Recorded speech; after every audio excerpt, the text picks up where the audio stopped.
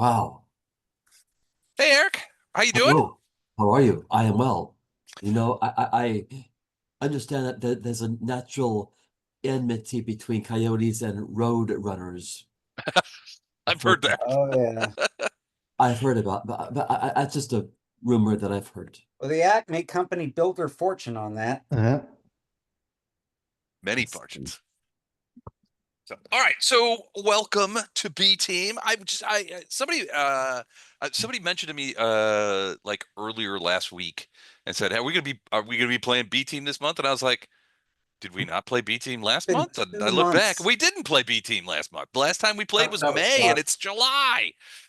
So 2 months it's been since last time we played. Well, a lot of things happened the last time we played. So first of all, I wanted to ask you guys, did you see the AI generated summary Yeah. Oh, that I sent that's out what earlier? that was. Yeah, so what did you think? I So, thought it did a so how did pretty you good do? job.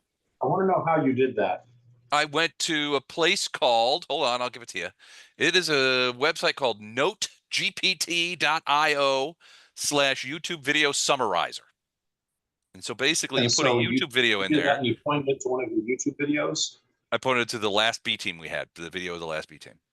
Damn, And I that didn't see it, and I ended up watching that video I today. saw it. It looked decent. I mean, it wasn't bad. I mean, and it also gave me a transcript. Now the transcript, the problem is with the transcript is that it doesn't specify people, which it probably can't, but because it doesn't know us. But but Yeah. I thought it was pretty good for because If they linked it to Facebook or Google or something. It doesn't know us yet. it doesn't know us yet. Right. But I thought it did a pretty good job of sort of like hitting the high points for sure. And somebody said this, and somebody else said that, and someone said something. And it does have a transcript. But it's just like a constant flow of words, so it doesn't define Kind of people. like talking to you. Ah, yes, it's kind of like that's funny how I see how you did that.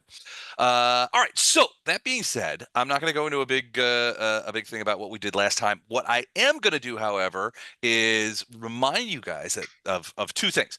So the last time we played, one of the things that you guys, as we were like walking out the door, was that you guys were going to so essentially do Gallo wants you to go on a commando raid. You haven't really decided what you're going to do with that yet. You're still strategizing, so that's one. But the other thing is you were going to buy or try to buy some scrolls and potions that they may have available to sort of augment your one-shot magical stuff to see if you could get that. So, and you guys were going to send me a list of those potions, and I don't think I ever got it. So, so if you want, one we of can. everything. Well, I Huh? think we One need of some every. fly scrolls and some invisibility scrolls or potions. That could Based on our work. conversation from last time, Les, did you have caterpillar for dinner? No, that's my delightful mustache. Do you like it? Here, I'll give you a closer look. Oh, They pull her for dinner. What do you think? Pretty good?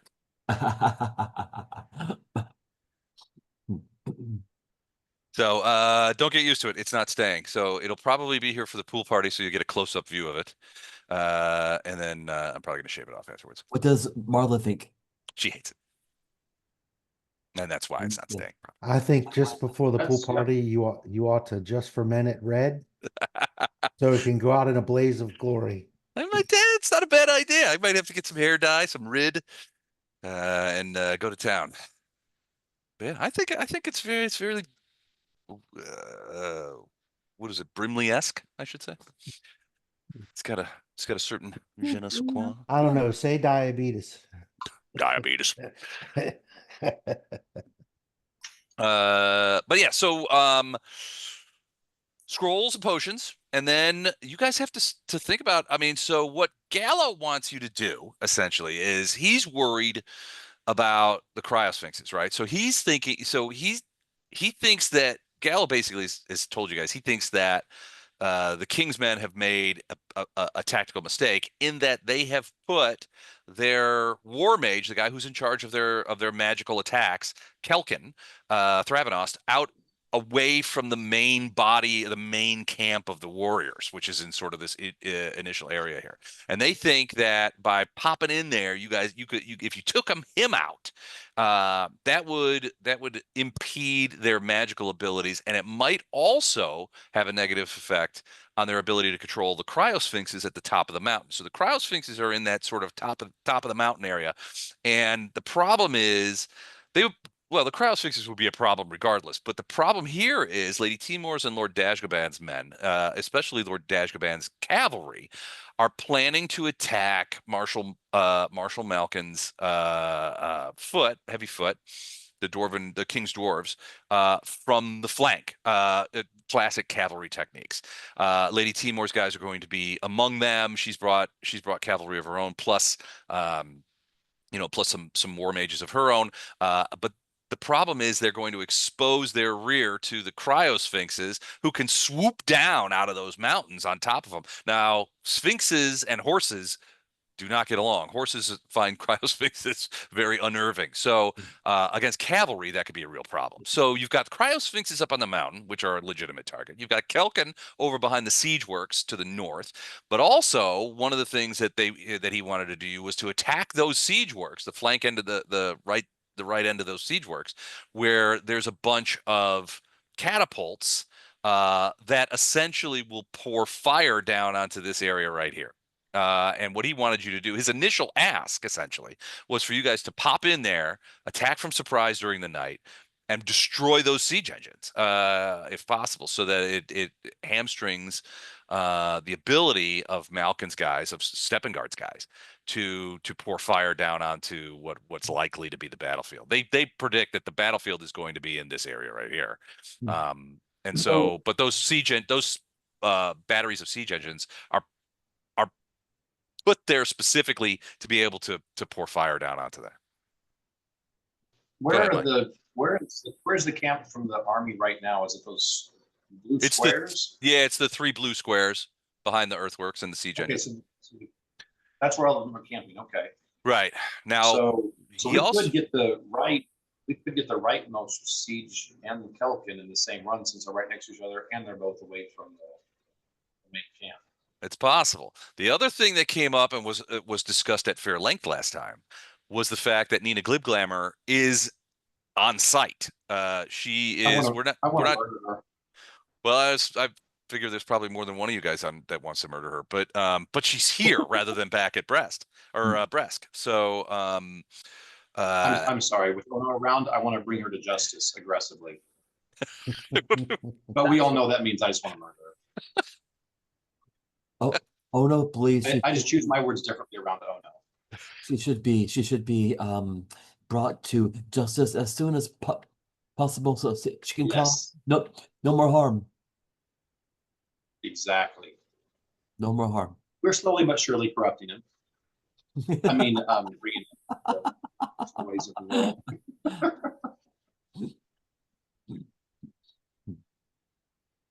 To everybody else, this is a campaign. To Eric, this is Ono's re-education camp. No, Ono is a lawful good young man. He's still a young man. He's still lawful good. Walking a fine gray line there. Well, I just we must just bring her to justice with the proper authorities, So at some point, you're going to be back in some city. You're going to meet up with somebody, and they're going to seem real nice, and they'll be like, "Have you heard the good news about lawful evil?" I've got some literature that I think you'll be really interested in. No, Ono's a sweet young man. We know you like to read. Here's something of a book. And we got some books for you on our Lord Baphomet. Ono reads the poetry of Kitai. There we go. Perfect. So there's that. So you've got. I mean, it's not something. I mean, Duke Gallo only knows from what you and his prime minister have told him about Nina Glibglammer. He knows that she threw his guy into prison and was trying to basically trump up charges against him, and he knows that she has some sort of mind control abilities, perhaps. But from his point of view, he's got to focus on military targets. So he's at the same time, he's not your boss. So Right. he's For asking potions, favors. Yeah, for potions, you would ask. I know 2 on our list were invisibility sphere and protection from evil. Okay. All right, hold on. Let me check something here. So I've got to, And we can do scrolls of those if the potions aren't available, because we've got casters on both sides that can read those scrolls.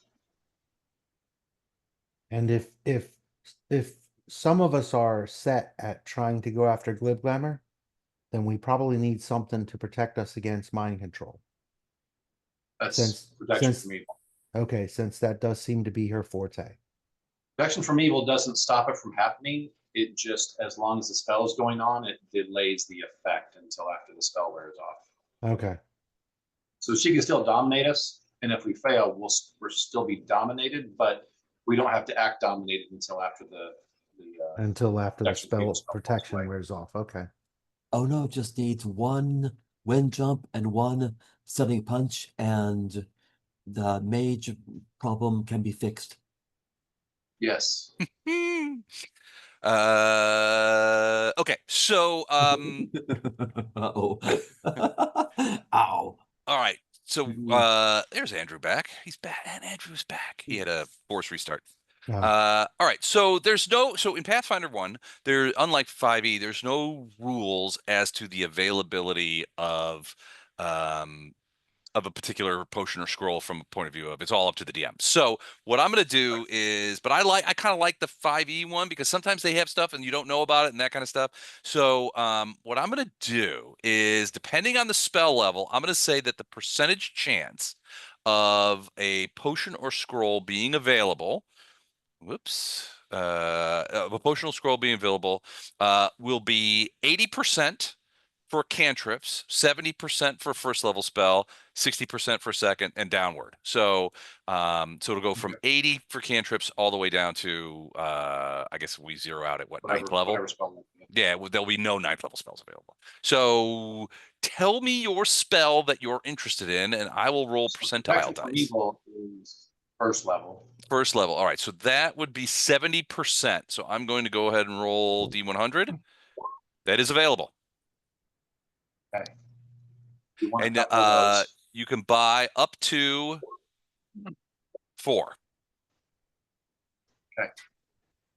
And I remember that Gallo said that he would make those available to you at half the book price. So, and I'll just look at potions here. Forgot, who is it that does the party stuff in this one? Is it me or is it someone else? It's you. Is it you? Okay, it's me. All right. I haven't pulled up my character sheet yet, so it'll be on my notes page. What is with your lag, Mike? It's been horrible the last month or two. Like you talking, it takes 5 seconds to hear what you say. Does it? Yeah, well, maybe not 5, but at least 2 or 3. Yeah, you look like a kung fu What's movie. Watch your video and then talk. It's been that way for a while. I don't know what it is, but Huh. Are they watching people watching videos or something in the other room? Go to bed, kid. Sure. Now, remember that movie, Kentucky Fried Movie, where they talk and their mouths move at different. I think that's what Mike does. It's a skill I've got. Haha, meet me at the old temple. All right, for first level spell, first level wizard spell, scroll cost in this case, so the cost to basically the manufacturing cost, so 25 gold pieces per first level scroll. And I lost my pen. Here we go. So for 100, you can get 4 scrolls, up to 4 scrolls of protection from evil. Okay. We're snagging those, so I'm just letting you know. Okay. And invisibility is a 2nd level spell. All right, so we have a 60%. No, invisibility sphere. Invisibility we'll try sphere. invisibility, but invisibility sphere is 3rd level, but it's only 1 spell to get all of us, as opposed to a single spell for each one of us. Oh, invisibility is available. So what about invisibility sphere, which is a 3rd level? So that's 3rd level, so that would be 50-50. Yep, that's available too. So the Like I cost, said, that's one spell that we buy that gets all of us. the cost for invisibility, the second level spell, is 150. The cost for invisibility sphere is 375. Sounds like cheaper for the third level. Yeah, that's what I was going for. You're a smart man. Yeah, but at the I don't same know about time, that. at the same time, I would like to buy an invisibility potion for myself. Okay. How high? Let's see how many are available. Invisibility scrolls and potions, 6 of them are available. And then the invisibility sphere, 2 are available. So for the group, you can buy us 2 of the spheres if that's what you think is the better option. But ultimately, as long as there are no objections, I'm going to buy one of the invisibility for myself. Okay. I would do the Well, same. the ones that I'm doing because for the I'm group, far I'm away. taking out of the party duty. Yeah. How expensive of how high of a level spell can we buy? Les, did you say 2 is the maximum? Second level? No, it depends. So the percentage of it being available goes down the higher the spell level goes up. So we start at 80% for cantrips. So if you want a 4th level spell, it goes 70, 60, 50. There's a 40% chance that that spell is available. You go to 5th, there's a 30% chance. No. Got it. And then above 3rd level, there's only 1d4 as opposed to 1d6 of them available. Right. So if you're looking at a 5th level spell, you're looking at a 30%. Yeah, Yeah, 30% availability and 1d4 amount. Possible.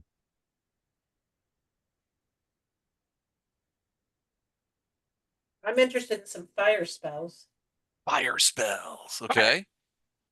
So Fire, starting fire. up high, I'd be interested in Wall of Fire, which is a 4th level. 4th level spell. All right. So That's a 40% chance. I'm doing it in my head, which is not really great. So 40% chance, yeah. And then it goes down to d4. So 30, 20, 10, 0. Yeah. So 8th and 9th level spells are not absolutely not available. So 40% chance. Here we go. Got to get below 40. 31. It is available. Fire, Wall of Fire, did you say was? Yeah. Okay. It is available, and there are 3 of them available. Okay. I think those could be helpful just because they're so large to stop and Actually, Wow. you could throw a wall across. If these siege engines are all in line, how big are these squares? These squares here are probably 100 feet across. these little guys. So that's like a 500-foot chasm right here. One, So- 2. Yeah, So across. the siege, The blues are elevation. how long can you do the wall of fire? How long can So it go? it's measuring out at 15 feet. So that's not right. 100 Hold feet on. plus 10 feet per level. Yeah. Sorry. I had that answer. That's I how was- wide the wall can be? That's- No, that's I don't That's know how what far that is. you can cast. Yeah, Oh, that's range. This is an opaque sheet of flame up to 20 feet long per level. Either so is 20 feet high. 20 feet high, 20 feet long per level. So what level are you? 8.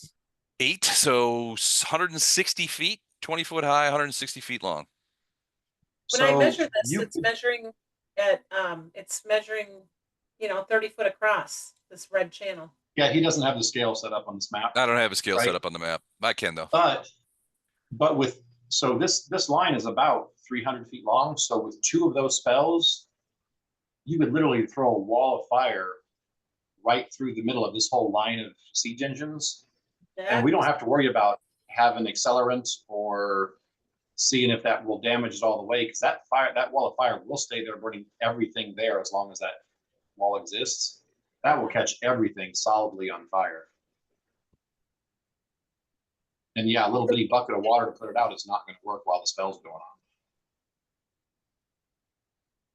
So I think with those 2 spells, you could completely annihilate a whole line of siege engines. And have fun doing it, Mike. Yes, and that's the most important part. And the other one that I'm interested in is a second level called Flaming Sphere. Flaming Sphere, all right. Second level is 60% chance, so below 60, 48. That is also available, and there are, geez Louise, I'm giving you all kinds of stuff. There are 6 of them. You could buy up to 6. Well, based on whatever our budget is, I'd like a couple of those too if it fits in. But those are the spells I was Actually, interested. how much were the walls of fire? How much did those cost us? Oh, 4th level spellage. 1 second. 700 Our each. budget's not. Yeah, our budget's not going to go. I mean, I can do the 2 walls, but Well, what do I? with What, those 2 spells and what we've done Don't already, forget, we've I can already still cut do our fireballs. budget. hang on, let me look and see how much money. I have no idea how much money I have. I think you borrowed money from me last time we did this.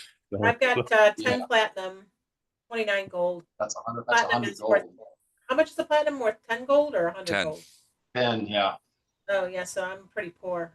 I'm a poor So man. your second batch, we can't get those, but I can get you the two walls of fire because, like I said, those 2 spells will be enough to completely annihilate 1 row of siege engines. And why are we paying Right. to help those guys fight their war? I mean, shouldn't they be buying this ship for us? They're selling it to you at cost. They're otherwise they're Yeah. going to use it for their stuff. Yeah. And how much are the flaming spheres? Just so I know in the future. How much? They're second level, right? 150. 150 gold pieces? Yeah, they basically just cover materials costs. Right. Do you want that, Jennifer? I've got Jennifer? 129. So Well, I only need 21. I've got the money. Do you want the spell? Oh, I do. Did you read it? It's fun. It's just a ball of destruction, flaming destruction. Okay, so I'll buy that for him. You'll take my platinum at least, won't you? You take my 10 platinum? Well, no, I'm not going to take your last money. You might need to buy something more fun later with that. Then you'll be there to beg from again. You're carrying my wand of gravity bow. You hit me with that and keep that up in the fight, and I'm Okay. good with you. Okay. You guys are good, yeah. Thank you. Okay, so far I've got the party booty budget. I've bought 2 invisibility sphere spells, 4 protection from evil, and 2 wall of fire. And we effectively cut our party booty budget in half. And I bought invisibility I don't for wanna- me and flaming sphere for Jennifer's character. And that's 300 total, right? Yep. Okay, Is invisibility third or second? second. Yeah, then it's 300 total. Okay. I've got 50 charges on that wand of gravity. How long does that last? Minutes per level. Pretty much a whole No, combat. no. Okay. Yeah. Okay. Perfect. So that's for my casting, 1 minute per level. For me casting it, is that right, or was that No, it goes from the wand. I think charged it? yeah, I think wands generally get placed at something close to the minimum. But again, minutes per Yes, level, we're still level 8. even if it's only a 4th or 5th level caster, is the combat. Yep. So Combats don't go longer than minutes. yeah, every new combat that we hit I in gotcha. this siege stuff, I have to hit you with another hit me Okay. with it once and we're good. Okay. I've also got a fireball wand that we picked up, guys. Yeah. I gave you a fireball. Okay. Wand? Oh yeah, you did. We've all got one. What the hell was I 2 or 3 thinking? of them, actually. She's got a whole bandolier. What are you I'll move talking? as one. Okay. All right. Where's Doug at, Les? He not coming tonight? I sent him an invite. I don't know what the dealio is. Didn't say anything. He didn't say anything. was He on may be. earlier. I know. I talked to him earlier today, and I know his knee was really bothering him, so maybe he's resting it, or otherwise disengaged from any sort of activities. Boy, if Gordon and I took a break whenever one of our bones was hurting, you'd never see us again. All right. So, what is the plan? So, essentially, what Duke Gallo wants you guys to do is hit the siege, like the right side of the siege line. Yeah. And he's like, if you could take out 10 of those siege engines, that would be great. But they are gonna their crews are gonna be there. They're gonna be working through the night. You can, I mean, you can see there's all kinds of like fires going out there. You know, there's gonna be guards. They're gonna be on their I can't speak on guard, on the watch. Right. They don't want, you know, because they're going to try and sneak in the heritage's lines, you know, that kind of stuff. There's a lot of, like, everybody pretty much assumes that the proper battle is going to take place tomorrow, probably at dawn or very little after. Right. So we were going to go in at night Mm-hmm. under cover of invisibility. Yep. And sneak up there and just start destroying stuff. And where's up there? I don't remember where's our spot we're gonna hang out. Well, so We're gonna head up here. Yeah. Yeah, we're up going to here where start these- down by Dashgoban's area down here. Actually, this Yeah. red arrow, I think, was. the pink Yeah, arrow yeah. is essentially the direction. This arrow here is essentially the direction that Dashgoban and Timor's cavalry are planning to attack Malkin's forces when they move past the earthworks into this area. Right. So, like space battles, oftentimes medieval battles take place by mutual agreement. And so, basically, because of the mountainous terrain and that kind of stuff, the best possible place to have a battle is sort of in between these three sort of little mountainlets. You know, sort of in this area right here. Heritage's guys have formed up on the southern end of that area, whereas Malkin's the Steppengard's forces have formed up sort of more northward.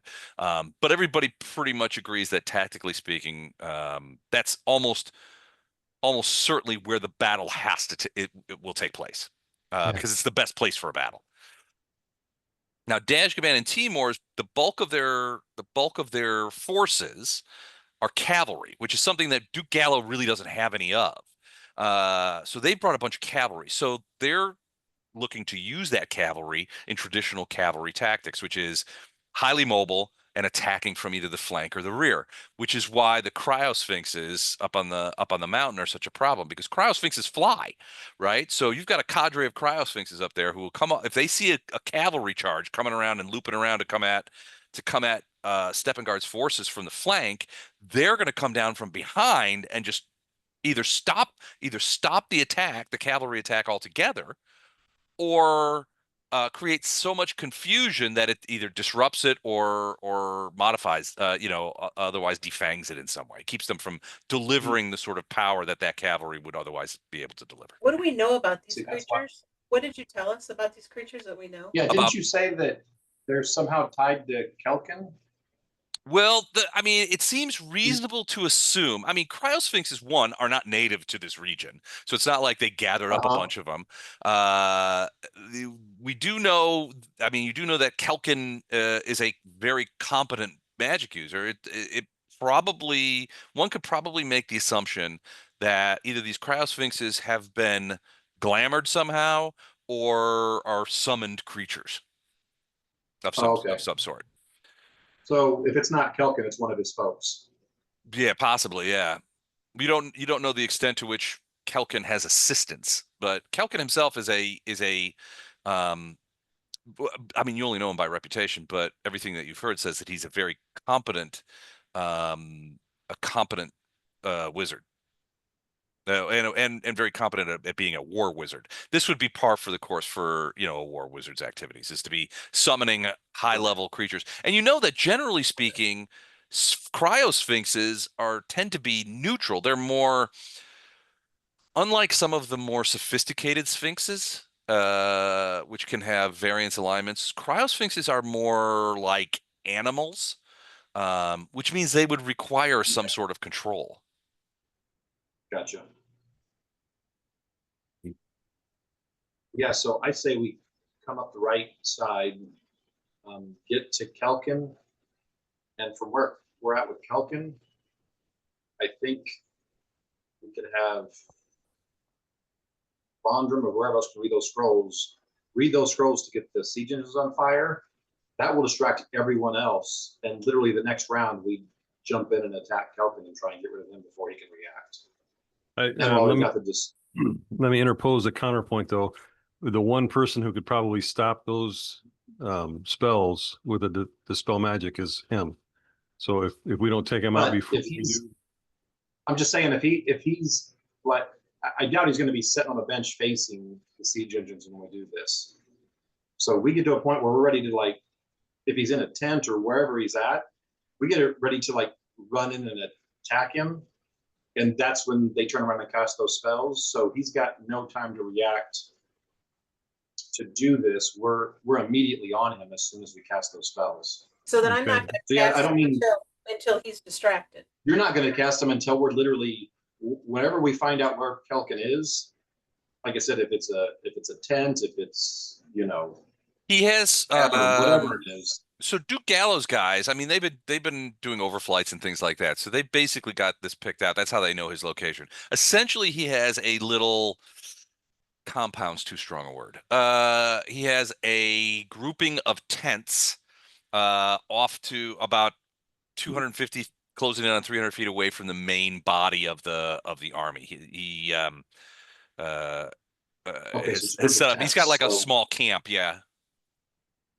So we get basically to the edge of that camp with the invisibility, and then basically Vondrum and or Titus turn around and basically on the same round, I guess, they can cast those spells, and us martial people will rush Kelkin to take him out. And that way he will be alive, obviously, when we cast those spells, but hopefully we can keep busy enough that he's not going to try and dispel those things. He's going to be worried about attacking us or defending himself.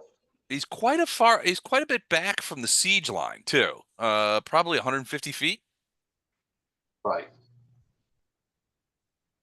If not more. But we already know we can cast that spell, what, 160? It was like 115 or 100 plus 15 per level or something like that. So we should be able to cast that spell from Kelkin's camp. Yeah, the total was 180. Yeah, so we can cast that from 180 away. So yeah, we can cast those 2 wall spells from his camp. And be ready to, like I said, jump in from right up here. All right. So we decided they're, what, 160 feet? What, the wall? Yeah. The wall can do 160 feet. Yeah. So basically, and I'm gonna do 280. It can do 3 squares. Yeah, I can do 3 squares. Get both of them. I don't understand how you're getting both of them. Well, these are sort of approximate. No, it'll get this whole line. The lines on this map. Think of this map as more of a strategic map, I get beyond that, being like precise. Feet. I'm measuring that at 400 feet. I've got 160, and that's one of them is spread out over. You know, am I wrong? Am I seeing that wrong? The siege engines are spread out over 400, 350 feet or something. You're measuring from the middle of one to the middle past. If you measure. Is it this here? Yeah, you show me where you're measuring because I don't. So yeah, I've got on that line, if you measure it across, it's about 330 feet, 330 feet. This other one's a little smaller, but again, these lines aren't precise. Well, I mean, right? I could it's more like, you know, an 80 foot in the middle of each one of them, and they'll burn out. Yeah, I just figure we can get pretty much every, if not, maybe we might miss 1 or 2. I don't know how many siege engines are there total, but we can get the majority, like 90+% of that line with those 2 spells. And what are these brown lines? Those are the earthworks where they've just mounted up earth? Yeah, essentially they've built well, basically a trench and a mound essentially on those areas. What they're doing is twofold with those earthworks. They're protecting they're protecting the siege engines from infantry, and they are also protecting their main camp from attacks from sort of the flank, right? So they don't want anybody coming at them from the sides. So they built earthworks, sort of in the Roman style to sort of prevent that. And where is the main camp? Right back here? Yeah, it's those blue squares. Those 3 dark blue. Yeah.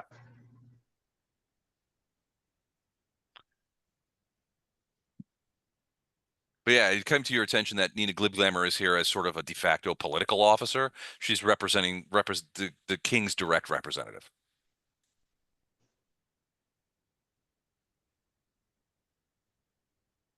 Steppengard is not here on site. He's back in Brest. I keep saying that. I'm sorry. I do too. I mean, what do you guys think? Going by what Gordon was saying, if we can keep it quiet, we can save the siege thing for the last and try and quietly dispatch Kelkin. But I just As long as we Well, can- starts, yeah. I'm not sure. He's right. He probably has a dispel magic. Until he's distracted, I wouldn't use our big gun spells either, because if he could just turn around and hit dispel magic and they're gone, that's a waste. There is some merit to that. I mean, if you were a high-level magic user and you were like in the military of your liege lord as a magic user, probably one of the things that you would carry a lot of would be dispel magics, because one of your biggest jobs would be to stop the other guy's war mage from dealing destruction. Right. So yeah, so probably That's one my of his first plan. it seems. Go ahead. I'm sorry. As I say, that was my original plan, was even with just the twins on him, you've got a melee guy and an arrow guy there. I would hope distracting him enough that he can't ignore us for a round or two to start casting dispel magics.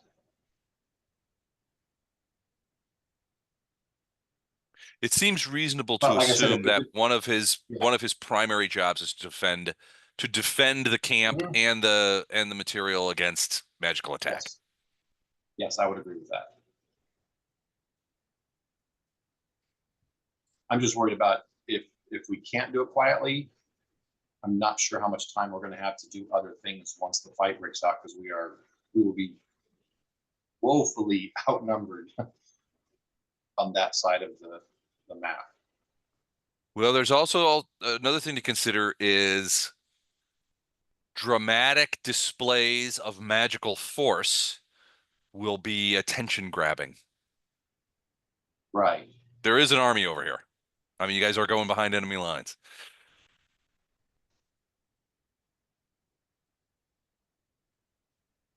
So I'm okay with whatever.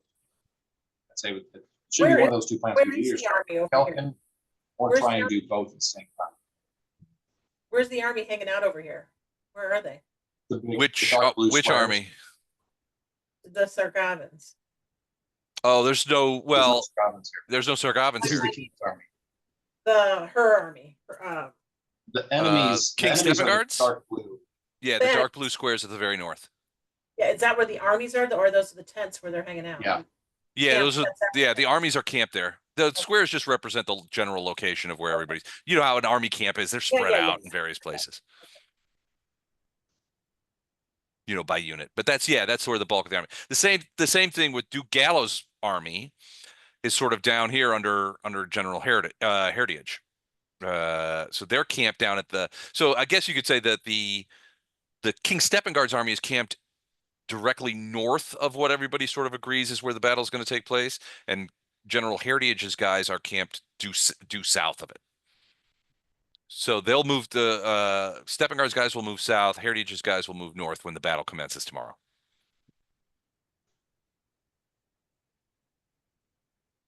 Now, one thing that that Malkin doesn't have many of is cavalry.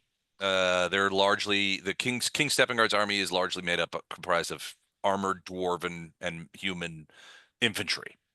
That's dwarves in large part are not huge cavalry users. Dashgobani has cavalry because of the nature of the region where he lives, and plus a lot of his people are human. The same with Lady Timor. She has cavalry because a lot of her subordinates is the wrong word. A lot of her subjects, yeah, a lot of her subjects are human. Whereas Steppengard himself doesn't have the king's army is mostly made up of, people from Lord Iz's territory, which is very mountainous and overwhelmingly dwarven. Yeah, very much. So most of that army is dwarf. And very little cavalry. The cavalry, the horses that they do have, the cavalry they do have is not military focused. It's more like wagon focused. They use their horses for logistics primarily. We can also, Bondrum has a bunch of spells for pits that we can set up just south of that army. So when they start charging and running and in the chaos, that a little obscuring mist probably wouldn't hurt either. I mean, I could help soften the field with a bunch of stuff to slow everybody down once their attention gets grabbed and they start coming out.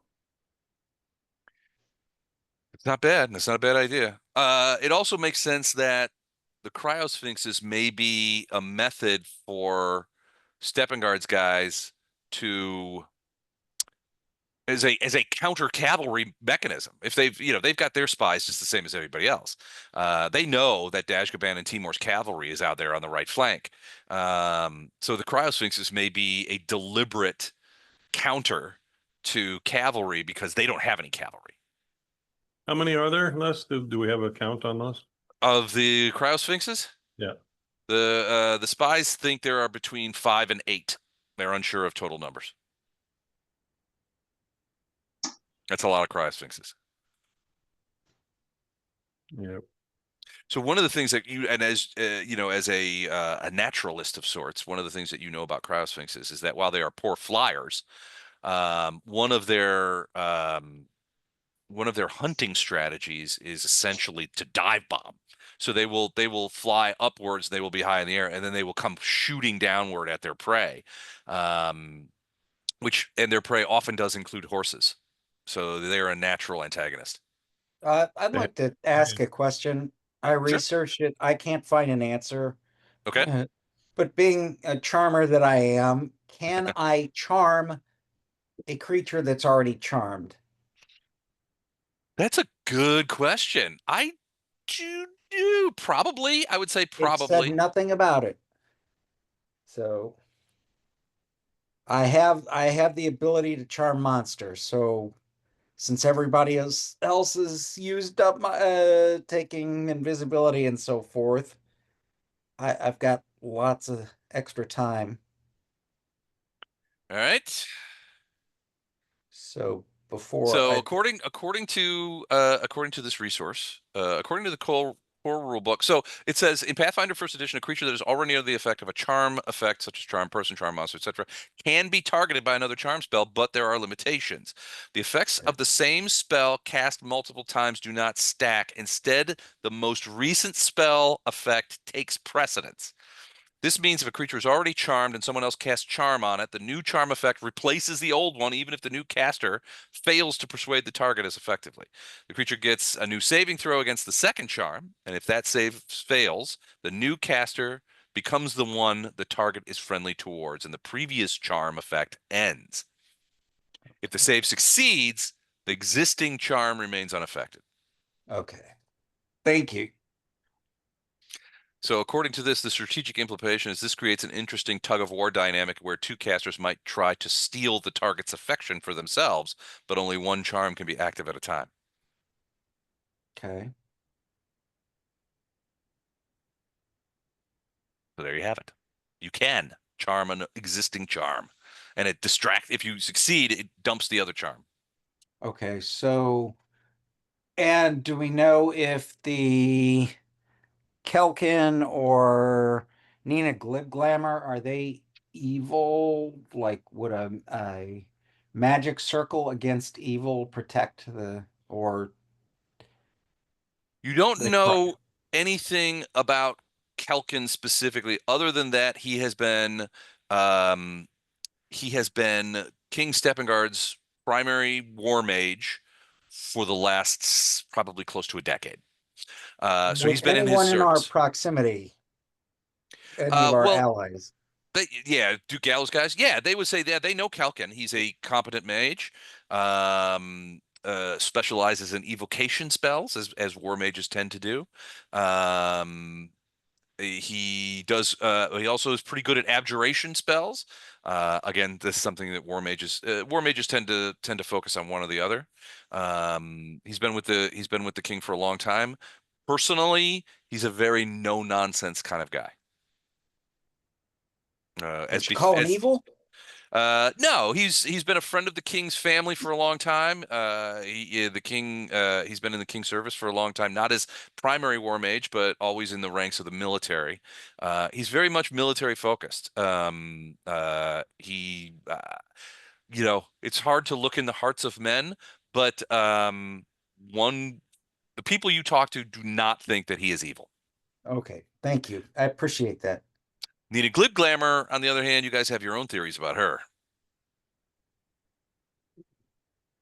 The Lord Chamberlain. She tried to trap you guys a couple of times, got you kicked out of Bresk. And you think she might be poisoning the mind of the king himself. Yes. Yeah. Yes. I'm pretty sure she asked us to kill her. Okay. But I'm not sure that she's charmed or whatever the cryosphinx is. To your mind, Yeah. you would think that the cryosphinxes are probably a counterweight to the new cavalry that has come to the field, which sounds like it sounds more like Kelkin than it sounds like Nina. You don't know that Nina has. So I will say that in those interactions that you've had with Nina Glibglammer, you have not seen her cast a spell. Now she did at one point. I will say she did at one point. It looked like, so I forget who was doing it. I think it was you who were doing it. It was during, One of the it was you, it was in court. When you guys were, when you and Balin were petitioning King Steppengard to sort of, make nice with Sequin, and to continue relationships with Sequin. And you determined, it was either you or Gordon determined that Nina seemed to be exercising some sort of domination or charm or control over the person that was in the witness stand and was forcing them to say weird shit and, compelling them to sort of admit to treasonous behavior. And it wasn't working. I think one of you guys sort of like interfered with it a little bit, I think maybe, I can't remember exactly, but maybe she realized that somebody was discovering the fact that she was exercising this domination or charm over somebody, and then she sort of immediately changed the subject. Yeah, she backed off and did something. Yeah. All right. We have trouble, Vaughn? No. Okay. I'm just at the beginning of sending you some stuff. Okay, gotcha. But yeah, I mean, you don't know if she's evil either.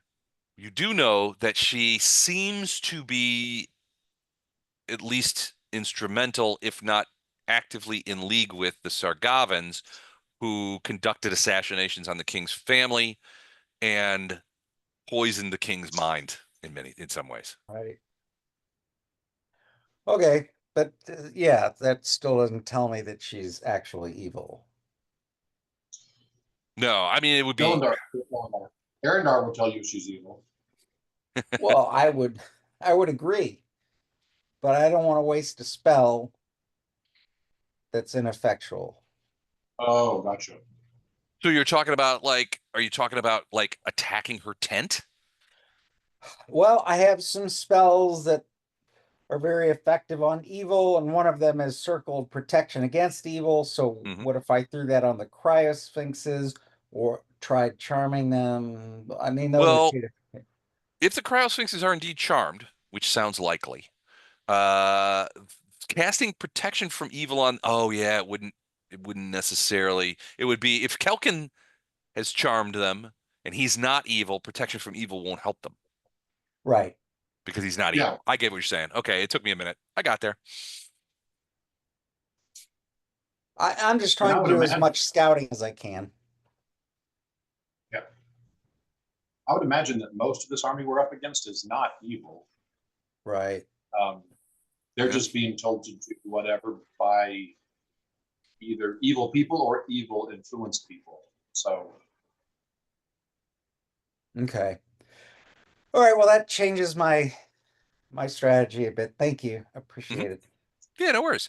I mean, theoretically, if you have protection from good, that might work. If Kelkin is good aligned, like many dwarves are, that might prompt the cryosphinxes, if they are indeed charmed, which you guys don't know for sure, but if they are, and Kelkin's good, and you cast protection from good, that would give them another saving throw right then, I believe. Unfortunately, I do Right. not. You don't have protection from good? No. Okay. Why would I? In case somebody good tried to hurt you? Oh, well then I Like if- have a good Like if Ono tried to punch you about something? Right.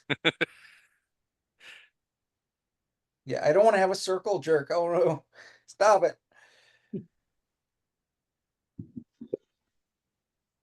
How about Okay.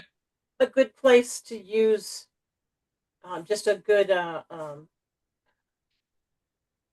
fog, basically. You know, like obscuring mist. Is there a good place that would that slow that army down coming out and just Gotcha. Well, 'Cause I think- almost certainly that army is going to have to come through that central area between those two little landforms. So I that think army is after almost what I- certainly going to walk through here. So what I just sent you about pit placement. Yep. I think I'd like to add 2 obscuring mists that are over there, and I'll tell our party that we're gonna, once we hit go and all this fires off, that we do not go in the areas where the obscuring mists are, because there's pits. well, that's going to be tomorrow. Are you trying to do this? Not to do it now. That's not until we go. No, not tonight. But So I'm putting numbers in there based on what you've told me. Just make sure, let me know if I've got them correct. that's fine. It's kind of random anyway. Jennifer, you can use obscuring mist to block Kelkin from being able to see the fires too, so he couldn't do a dispel magic. Well, he would dispel the mist, but that would keep him busy for 1 round. Possibly, yeah. But So the obscuring mist, how big is that? 20 by 20 by 20. Okay. So I'm thinking, like, I think these squares are awfully big. Yeah, they're large. I'm assuming based on that the pits that you're the things that you're talking about creating are Uh-huh. within that area somewhat. Um, But they won't be Yeah, that size. yeah, exactly. That was just the smallest square I could make before. Yeah, my no worries. finger. And then I would put an obscuring mist. We'll try it over Kelkin's tent, and then I think what I'll do is put the obscuring mist over 3 and 2, like between 3 and 2, and people that try to avoid it will run into the shifting sand in the middle. That's the circle. Yeah, Gotcha. Okay. that's a first level spell too. So I'll put another obscuring mist when we go over 1.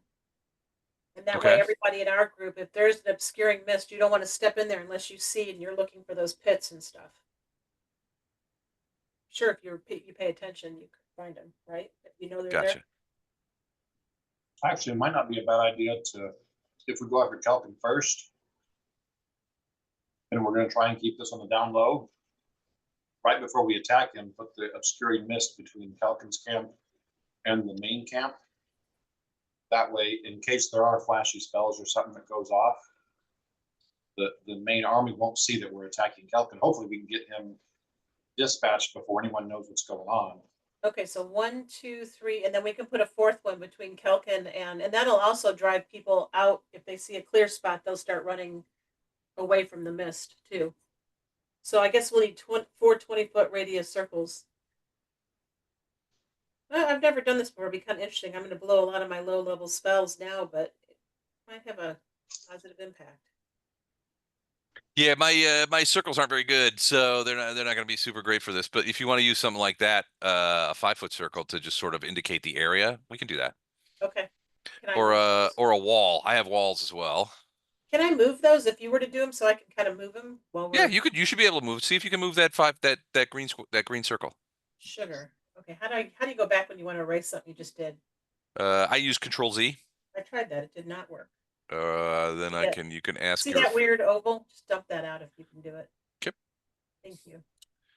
Yeah, if you get in a jam, ask your friendly neighborhood DM. Dun, dun, dun. And then can I copy and paste these little circles? Should be able to, but let me know if you want me to put more out there, or if you want different colors. It's not doing it. It's just telling me to open a character. Yeah, All right. just there you go. That's good. One more, and then I'm done. I'm out of your way. Okay. Yep. All right. So what's you guys' plan? So you're taking out you're looking at taking out Kelkin first. And shrouding that attack with obscuring mists. Right, so no one else can see that we're doing it. Hopefully that stays quiet, because I think we can use the flaming wall for the distraction. Nina is going to be a harder target because she's in the middle of the main camp, right? She is. Well, I mean, you guys don't know. They know. So Oh, we Gallo's don't, guys. okay. They just know she's somewhere. She's somewhere. You guys haven't done. I mean, it's difficult to do precise recon. I mean, Gallo's guys have done a yeoman's job, but pinpointing one particular tent in a sea of tents, of enemy tents, that's a difficult proposition. You might be able to get there, but the hard part is it's like all spying. The hard part is getting back with the information. Right. Which I'd almost rather have those obscuring mists, not so much the ones over in the camp area. I'd rather save those for as we're trying to get away. Because I'm sure we're going to raise a ruckus wherever we go.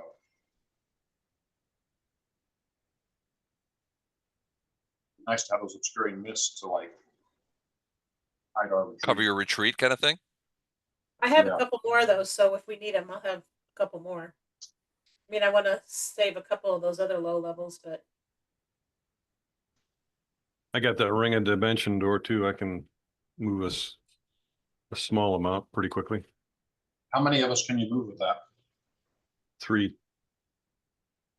So that's like half the party. Actually, me and Is it 2. what? So it's 3 total. Yeah, 3 total. 8 times 4 is 32, so 720 feet you can dimension door. So I'm just going to do a quick check here.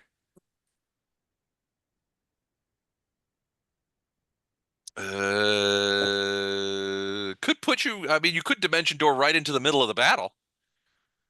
That'd be cool. The battle's tomorrow. I just Yeah, in the know morning. Tomorrow. if we're running away and in a bad spot, I can at least get a few of us in a different position if needed. If you can get the squishy ones out of the way, me, Wraith, and Ono would have a much better chance of running through and surviving, getting out than the other 3. So 720 would get you out and the rest of us. halfway to Timor's camp. That's a pretty safe. Can you guys see that? Yeah. Yep. I can do it 3 times too, so I could actually take 2 people, go back and take 2 people again. So I could do 4 total and before the ring is not usable for the day. Or 3 times 720 is 2160. You could go pop 2,000 feet, one after the other. Right. Which would put you all the way back across the Elite Gap. Wow.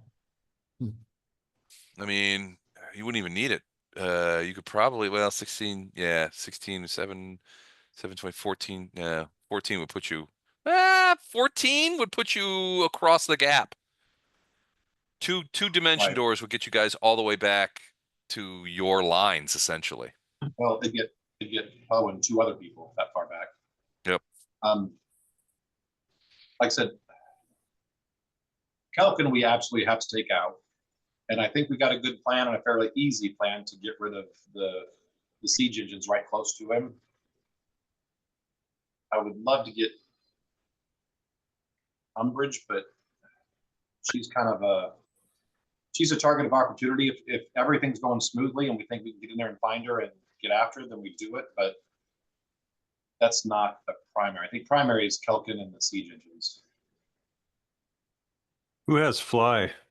Me. Bonnie, do you have fly too? No, I do not have fly. Oh no, It's Umbridge. fine.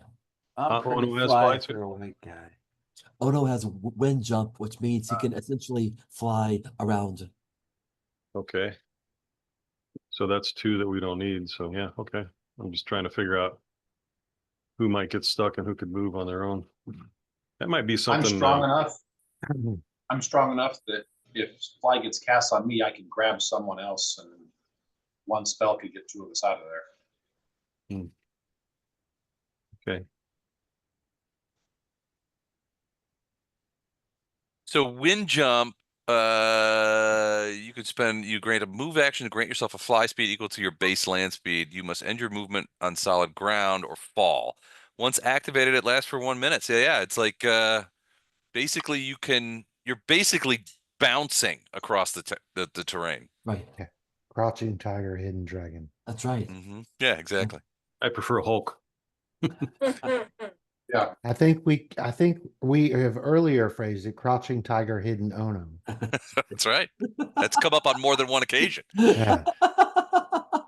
Oh man. All right, As so far you as the guys- overall Oh, plan, go ahead. what do you guys think about sneaking in, getting Kelkin first with the cover of the obscuring mist, and then based on how that goes, if all is according to plan, then we start moving towards Nina while we set the diversion up of torching the siege engines. And then we try and get Nina, and then once we either have her or think we're in over our head, then we just run away. That sound like a So good then overall plan? we're only gonna put up the first, we're not gonna do any of the pits of the obscuring mists on the left, only the 2 obscuring mists around Calkin's tent first. And then, Right. depending on how that goes, if we're gonna continue Right. on Yeah. and No everybody plan starts, survives first contacts, but Well, if we're not doing anything that needs to be hidden, why are we doing obscuring mists? Just So to that- hide us from. so that the army Kelkin, doesn't see us. we want that to be hidden. So Yeah, the we army want Kelkin to doesn't be see it, hidden or because we don't want anyone to know we got him. And there might be some flashy spells or something going off that Well, without or it being hidden, would be seen by everyone. another problematic issue is that Kelkin may have some sort of signal that he can do if he's in danger to alert the rest of Right. the camp. I mean, maybe it's just throwing a fireball up into the sky or something like that, something similar. Right. Prismatic sphere, straight up. I've got a couple things like that. I think one of the things we talked about last time, 2 months ago, was using a ghost sound to replicate mages mumbling. I've also got some days and some hypnotic pattern, if those would work. Possible, yeah. I mean, depending on what you're confronted with, Right. this could be very valuable. Yeah, absolutely. They wouldn't work I mean, Like I against. said, let's jump and get Kelkin, and then based on how that goes, we'll know if we're trying to go further in or if we just need to get rid of the siege engines and get out. And then, yeah, we're going to be counting heavily on you mages that either speed our retreat up or cover our retreat. So, last one thing I wanted to check on, Mhm. should have been a little more vocal, was teleportation trap. Is that available? So teleportation is still problematic. I Remember know that. That's why I Okay. want to use it. teleportation trap. Because Let they me. could end up in a grinder. So they ended up going. Basically, makes an area that if anybody steps into it, they are teleported. Right. And That's- teleportation does what? Teleportation kills motherfuckers. Right. Oh, right In this now. area, yeah. So if Yeah. I put a teleportation trap on Kelkin, Does that include Dimension Door? I don't remember that at all. Or I thought that was. Dimension Door is lesser. It doesn't include Dimension Door because of the short range of it. But yeah, it's teleports and and things like Gate and stuff like that. It definitely sets it off. So teleport trap wards an area. So you cast it on an area. 40 foot by 40 foot. Redirecting all teleportation into or out of the area to a specific point within the area determined by you. Oh, it doesn't. So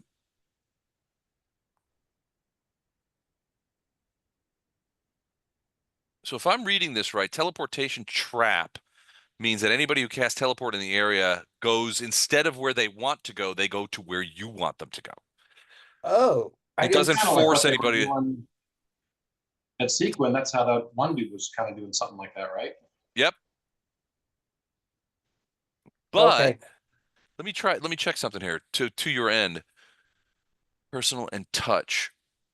Teleport itself is only for willing creatures. I don't think you can. I don't. Let me check and see if you can teleport somebody against Okay. their will. I guess I misread it. I thought you could put it in an area, and if somebody walked into that area or was in that area, they get teleported. I misunderstood. Mostly I just breezed through it. I didn't read it thoroughly. Gotcha. I Okay. was just looking for it was non-touch. Hey, there you go. So here's what it says. Teleportation in first edition Pathfinder, you generally cannot teleport a creature against its will using standard teleportation spells. Spells like Teleport, Greater Teleport, Dimension Door, and Word of Recall specifically state that it only affects willing creatures. If it doesn't consent, it isn't affected. However, theoretically, you can force teleportation on an unwilling creature by incapacitating or restraining them first. Use magic like maze or plane shift, which would sort of teleport them. But yeah, I mean, Okay, it was a thought. A half-baked one. Apologies. so Uh, spells that teleport or banish unwilling creatures. Plane shift, maze, banishment, dismissal, binding. Most of these are cleric spells. Okay. No, I just Imprisonment. saw 40-foot area. Didn't have to be touch. I thought it was a trap where somebody gets teleported. Yeah, it's basically you set an area, and if somebody casts teleport or some other teleport-like spell within that area, instead of going to where they want to go, they go to Yep. where you want to go. Gotcha. But yeah, I mean, Okay. theoretically, if you so I don't think anyone's going to be casting teleport. well, so say you if you incapacitate Kelkin in Yeah. some way, like he gets tied up or gagged, or in some way he cannot. Well, then I could just use teleport, but Then you cast teleport on him by touching him. You would yeah. teleport him, and then he would probably be Well, if he's bound incinerated. up, we can just slit his throat. It Well, that's a seems good like a point. little overkill. So no, it's just a half-baked thought. Thank you for indulging me. No, no worries. I love these half-baked thoughts. But yeah, yeah, teleporting somebody would probably end up incinerating it. Well, it might be a nice way to get rid of a body if you have to get rid of a body. Although you guys We're not the mob. historically, you guys have carried around the bodies that you kill with you. So I think you still have Joss's body, don't you? Can you Well, teleport a dead thing? I don't think it's got to be a willing subject, isn't it? It's I got to think be a willing subject. I think well, it's basically it said that you could theoretically, to teleport an uncreature, you would have to incapacitate them or restrain them so that they are unable death to is give pretty either consent or. incapacitating. Yeah, that's true. And besides, we just put it in the bag of holding. Although I Yeah. prefer to use them, the corpses, as ventriloquist dummies. Working on your necromancy track, are you? Well, it's how we earn money, busking. Cool. All right. So, do you guys have a plan? Are we doing this in the middle of the night? Did you say? Well, Morning? it's the middle of the Yeah, night kind of now. strong Every word. Everybody, yeah, you've got it's probably like 1 o'clock in the morning at this point. So you've probably got 4 or 5 hours before dawn. Maybe 6 hours, since it's wintertime, or it's closing. Actually, it's closing in on spring. So, it's probably say 5 hours, 5 hours till dawn. And then once the sun is up, that's when you suspect that battle will be joined. So we want to go before the sun is up, right? That's the plan. Yeah. Yes. If you can, basically, a lot of what you've been asked to do, like kill those siege engines, take advantage of Kelkin's distance from the main body of the arm. It's essentially what you're doing tactically speaking is you're securing the right flank and protecting the right flank for the cavalry charge. How many of those flying creatures did we figure out are there? Did we suss Five that to out? eight. Spies think there Five are to eight. between 5 and 8. Yeah. That's a wild card. But that So we're we don't- dealing with tomorrow, like Yeah. in the morning, right? We're Yeah. not going to mess. Well, it depends. If they are charmed by Kelkin or They are summoned by charmed. Kelkin, When we If- kill him, they will go away or just not be controlled. yeah, they would probably be uncontrolled. On the other hand, they're animals, so they're not going to be doing a ton of strategic thinking, and they're not going to have any specific loyalty to any one group. Yeah, they'd probably just run away. Yeah, unless basically. they saw horses as food and that's it, they wouldn't really have a need to attack the cavalry. You know, you're talking about a couple hundred horses though against between 5 and 8 cryosphinxes. I don't know. I mean, they're certainly not going to be able to eat all those horses.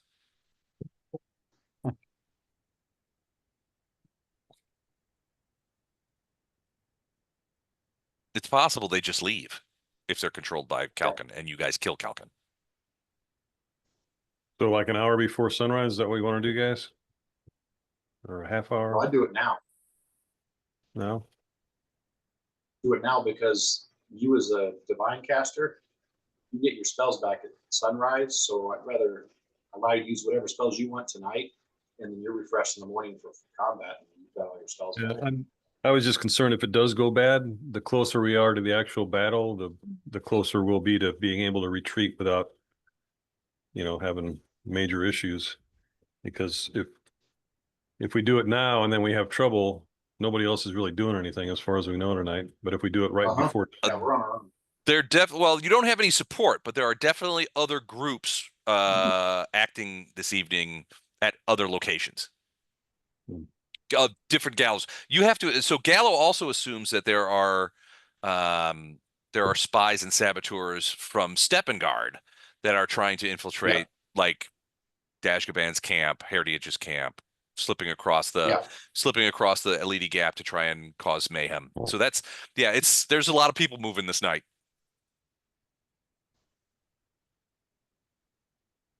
Yeah, I'd rather do it as soon as possible to give you casters more time to have. I'd rather have you guys have your full set of spells when we go into the actual battle. I mean, obviously, we're not going to be in the main fight, but I'm sure we can still do kind of what we're doing right now is kind of, be more of a commando type team. The strategists on Gallo's side expect the engagement to be largely over by noon, one way or the other. So yeah, like I said, I'd rather do it sooner just to give you casters chance to have full spells tomorrow as well. well, the casters, the arcane casters, they'd have to rest to get that. But I get spells, but Yeah, you get it right. So it's really just a matter of how long Les says is okay for them to rest and prepare. It was 8 hours, wasn't it?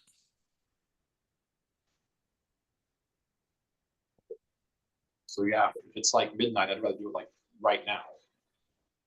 That way by morning, by the time it's sun up and the official battle is going to be done, our casters can be rested enough that, Fondrum and Titus. Titus is a sorcerer, so he doesn't really have to study. He just kind of come back. But either way, it probably still requires the same amount of rest as opposed to. Yeah, I'd rather have them, like I said, be ready to go and not have to start with the spells that they didn't use tonight. Okay, well, let's do it. All right. Mm. So where are you? So we're gonna get up as far as we can, and then we're gonna cast Invisibility Sphere, Okay. which is gonna last for 8 minutes, I think. Okay. And that should be more than enough time with only being like 1,000 feet away from here. Yep. More So than you're enough figuring. time to walk up all invisible and get to Kelkin's camp. So I'm assuming that you guys are crossing the Elite Gap far to the south and then coming up over in sort of like this is how I've imagined it. So tell me if I've got this right. And I'm going to do this in gray. I've got you guys coming out of Gallowfen and essentially crossing the Elite Gap at this point here. Can you see that? Yep. And then going north through the protected zones of Dashgobani and Timor's camps. Pretty Like much, that. yeah, going right through Dashgoban's camp, yeah. Right, and then going at the base of this cliff. And then right about, yeah, where the end of that line is, that's probably about where we cast the spell. So from Okay. that point going forward, we're all invisible. Okay, so so that would be large. Let me see. So that would probably be about 475 feet from Kelkin's camp. Well, I was going to say way back here. Oh, you think way back there? All right, so that more like 800 feet. But still 800 feet, and we've got what 8 minutes to do 800 feet. Yeah, That's like 800 feet at double moves would take. I mean, no, even even single moves. Single move is 30 around. I'm sorry, double move. So if you're not running, you're just kind of jogging. That's 60 feet per round. That's 600 feet in 1 minute. Right. So probably a minute and a half. Feet, yeah, should take no time. We'll have plenty of invisibility left by the time we get there. That'll give us a minute or two to scout invisible, get close to Kelkin, whisper our plan to each other, make sure we're all on the same page, and then execute. Because obviously, once we start attacking and casting spells, then the invisibility goes away. Right. All right. 1 second. Okay. All right. So that's what you guys are gonna do. You guys are cross the Elite Gap, come up through Dashgoban's camp, get towards the cliffs where the cryosphinxes are. So you're sort of at the bottom of that cliff, and then about 800 feet from what you think is Kelkin's camp. You guys are gonna go invisible, and then take the next minute and a half to approach. So you're approaching from the south. So let's go ahead. Southeast, yeah. And hold on. Let me do this real quick. 1 second. And as far as the scrolls we've got for the Wall of Fire, Titus, you can read one of those, right? I should be able to. Oh, Titus is good. Because I'd like to have Bondrum reading one and Titus reading one, so the whole line goes off at once. Fine with me. Shoot. All right. So like I said, this is after we're done with Kelkin. Everybody but so has who does and does right not have before we get dark on this vision? map, I everyone now has dark vision. yeah, I was gonna say I think I do. Okay. Yeah, we purposely, that last item that we were waiting for, we purposely were doing that. So Ono was the last one of us that didn't have dark vision. Gotcha. Okay. So we can see just fine in the dark, which helps us out because we don't have to have lights to do what we're doing. You're not going to put any torches or anything? No, we're not. Can we come in more from the west and not the south to catch I guess then we have to go through the army, so we have to go south. That's why we're doing it. Right. We'd either have to come in from the south or the east or some flavor in between those two. Southeast. I mean, if you guys want to, once you get close, I mean, you could come. I don't know if coming from the way you want to go around that way, because that would put you guys in between the main army and Kelkin's camp. No, you're right. You're right. But you could come from any other direction.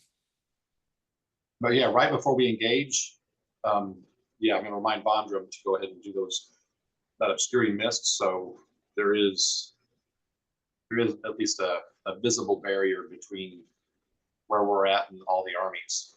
So we're gonna do that one and that one. Yeah, first. yep, that one. The second one, I don't know if we'd need, but definitely the first one. Unless we're passing people on the way there, then yeah, we might want to. Okay, No, well, there's- Not. I mean, other than so as you guys move the 800 feet towards Kelkins, you do see pickets. Now as invisibility, you guys are keeping quiet and that kind of stuff. You do see pickets. You also see that some of those patrols have what look to be a mage, and every once in a while, somebody with a wand will sort of like scan the area. For magical, it's probably doing detect magics is what you reckon, but Right. you do manage to avoid them. And invisibility does not show up on detect magic anyway. No, So it you do manage to get past them, but there are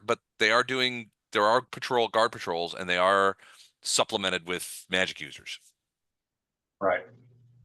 Eventually, so tell me, do you want? So I guess realistically, the south or the east is probably the only real method. Yeah, south or southeast probably is one of the two directions we're coming from. All right, so let's say southeast, and I'm just going to go ahead and do I'm worried this. about those cryo-sphinxes having good senses of detection. Right. Well, See if hopefully it's- with the invisibility, we didn't tip them off. Okay, so you guys are coming up from the southeast towards the camp. The camp, as you approach, you've avoided the pickets and you approach the camp, and you can see that this camp is much different than what you expected. And there does seem to be some, issues here, right? All right. You do see there's a couple of fires going, sort of in the northern area up above here. One of the fires, which looks like the primary camp area, is surrounded by there's a wagon here. There's a large tent. You do see dwarven fighters sort of posted up in various positions around that area. You also see another campfire over here. There's another large tent. It looks like there may be one or two dudes over there. You're not sure. They're not wearing armor or anything, so you're not sure what they're about. But even more disconcerting is there looks like over here to be a pretty significant pile of bodies. Go to bed, kid. Go to bed, kid. Stop stealing my line, bald man. Beat you to it. But there does seem to be a fairly substantive pile of bodies there. Now, you're not sure what that means, but there's also some, as you kind of look around the area, you see there are other bodies sort of scattered out. One over here, there's a dead horse. There's some bones scattered about. A couple of dead guys. You're not sure what's going on here, but this isn't tradition. I mean, this is unexpected. Also unexpected is over by the bodies. You could see there is also a creature sort of digging around in them. You can just see him barely beyond the edge of your dark vision, but he's much larger than a dwarf, and he seems to be digging around in the bodies. Like a troll. Could be. He's got Do we a, know what Kelkin? He's a dwarf, right? Well, Kelkin is definitely a dwarf. that's probably this guy right here, huh? Are we seeing him? I guess he's outside our vision. Never mind. Which guy? Never mind. I can't see that far. Well, I mean, we're making do with what we got. You can't see. I mean, you can see pretty far because these campfires are giving off quite a bit of light. Yeah, they're giving off all kinds of light. So which way is the wind blowing? I don't know. Probably down from the north. So towards you. So then I think what I'd like to do is cast that obscuring mist north and have it kind of blow in and feel more. Kind of roll towards you. Mm-hmm. Okay. Well, it needs to be northwest because we're trying to block what we're doing here from the people. Well, that it are way can off to the it can west. go from the north and head down south. So if we blow it right here, it can come in and fill this area, right? Because the wind will move it, won't it? That's a good question. I don't know for an obscuring mist. I think it does, It should. You but can blow one away with a gale wind.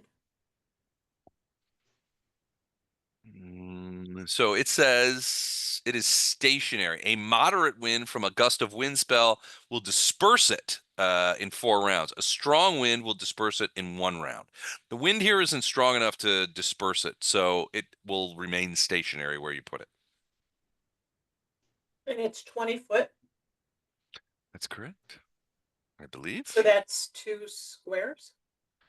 Yeah, 20-foot radius, 4 squares. and range of 20 feet. So you have to be within 20 feet of the place you want to plant it. Well, that's pretty small. That's just an example. That purple. Yeah, it's smaller than I thought. Yeah, me too. I thought obscuring mist was. Yeah, I wouldn't worry about that for right now. Then It'd be 4 All squares that- all by that 4 is- squares. yeah, all that is we'll do is there's Draw obviously there's a attention. powerful mage here. He will see a Yeah. group of mist like that coming down. He will see that as a magical effect. I hear you. I agree.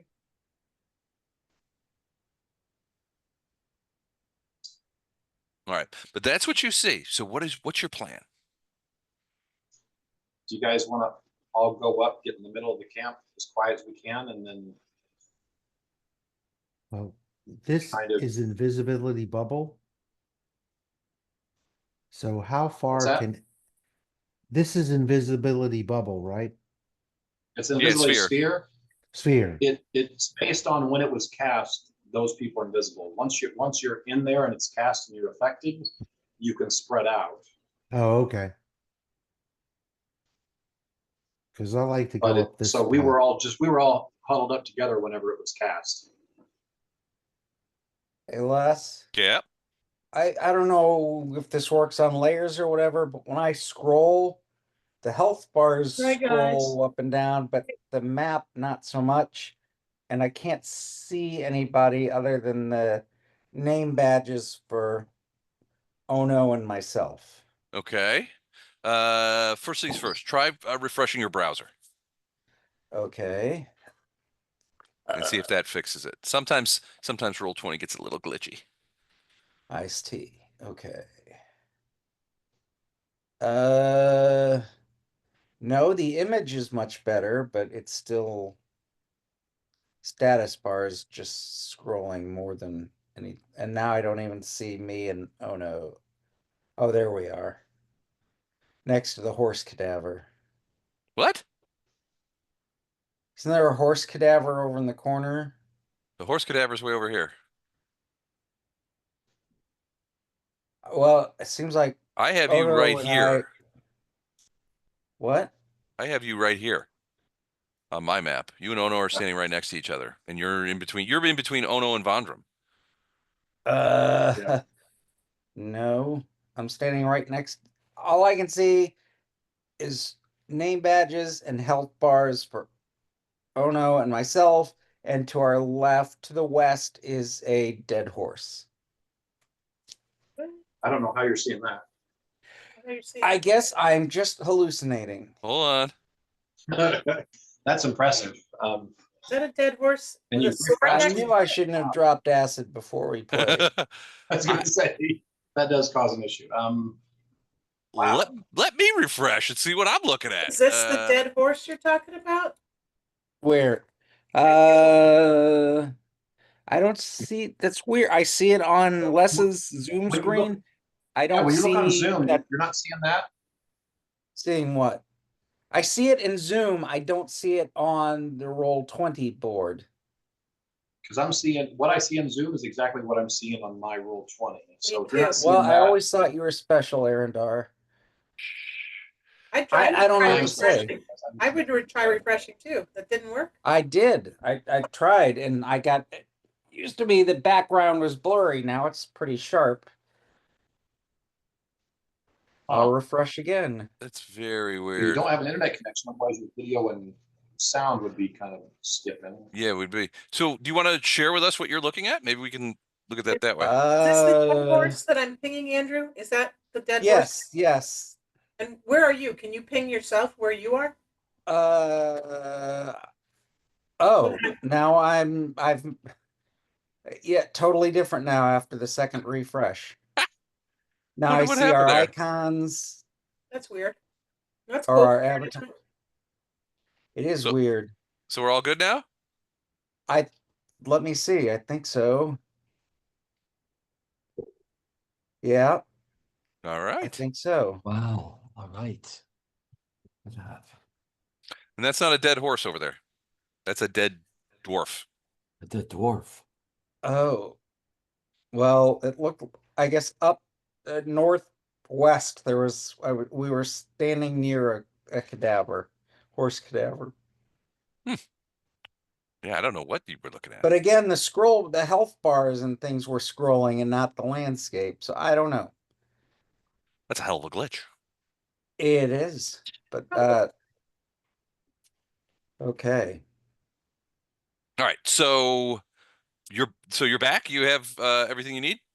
I think so. Perfect. Okay. So we're all invisible right now. All invisible right now, which is I Yes. didn't do the circles because it would have been a huge pain in the butt. So, So yeah, you guys are I'm all thinking at invisible this and point, do I need to cast fly on anyone besides myself?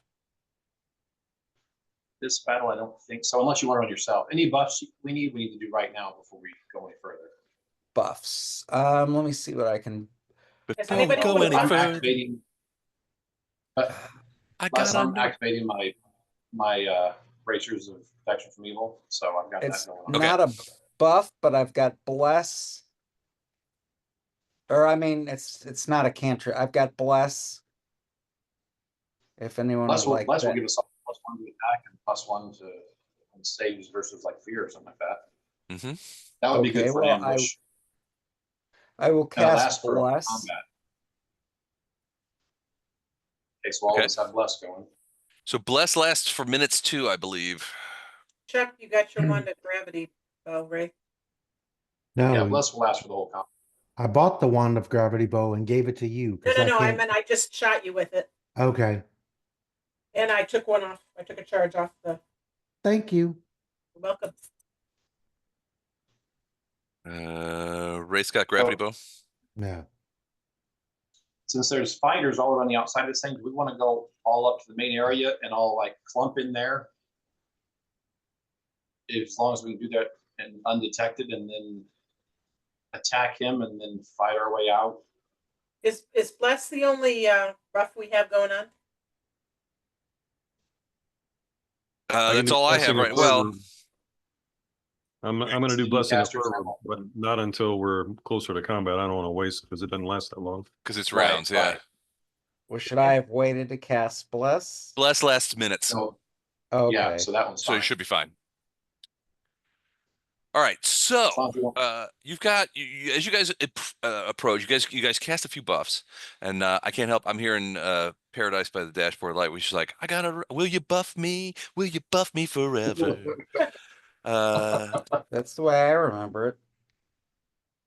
All right, so yeah, suddenly you find yourself at a camp which exhibits a few characteristics that you're not entirely comfortable with. One, there are some guards, and it looks like probably this area over here is the main area. It looks like it's sort of half-assedly fortified, and they basically park the tents and everything in sort of in a circle, so that provides some level of cover. There are also four So is this the only way obvious. in right here?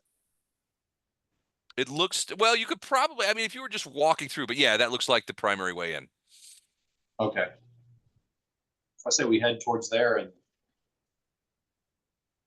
as soon as, like I said, we're all close enough that we can all jump on.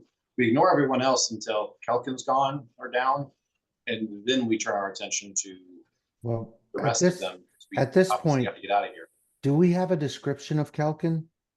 Was one No, it's a provided? dwarf. It's a Well, he. okay, he's a dwarf, but they're all dwarfs. I mean, that's what I'm saying. Dwarven mage. Do we know what he So we're looks assuming like? not any of these guys in armor and carrying a longsword. He's older. He's probably in late middle age for a dwarf. He does have gray hair and a beard. That doesn't really narrow it down, but yeah.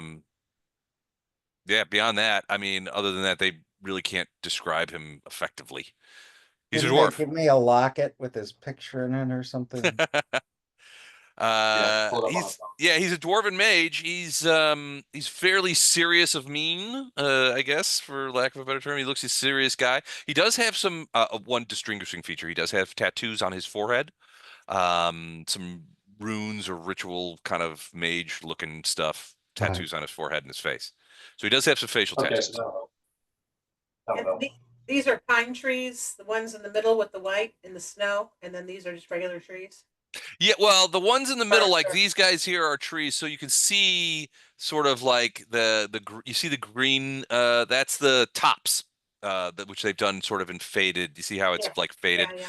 Yeah, the trunk is underneath. The other trees, like the one over here, those are trees that don't have any leaves on them, so you see the whole tree. Okay. Could be But sleeping yeah, in they're the pine trees. Okay. This high up. Should we just Right. start moving in slowly? Yeah, Wraith, can you try to go look into the tents and see maybe he's sleeping in one of those tents in the middle? Yeah, I can try to do some scouting. But I we just got to wanted to scout make, quick because yeah, we I can't spend just, more than a couple of minutes doing the scouting. Is this a rock? That's a rock, yes. And this I mean, thing here is a everyone can move fallen around. tree. All right, Everyone can move around and use stealth. Stealth is like, is it plus 20 or plus 40 if you're invisible? checking. I think it's plus 20, so I will need stealth rolls from everybody. A stationary invisible creature has plus 40. If you are moving, it's plus 20. So I add since you guys are all moving, add 20 to it. Plus So I will need 20. stealths. so 47. All right. And then Ono, 42. How many do you need? Just one? One roll for everybody. 48 from Arendar. While I'm doing this, Les, I think I want to cast fly on myself. Ooh, And, that's the stealthiest I've ever been. Nice. Oh, 27, 11. I got plus 16, so 27 for Poe. Wow. 27, so 30, 47. no. 27 total. That was 27 I total. Well, rolled you're an 11. invisible too.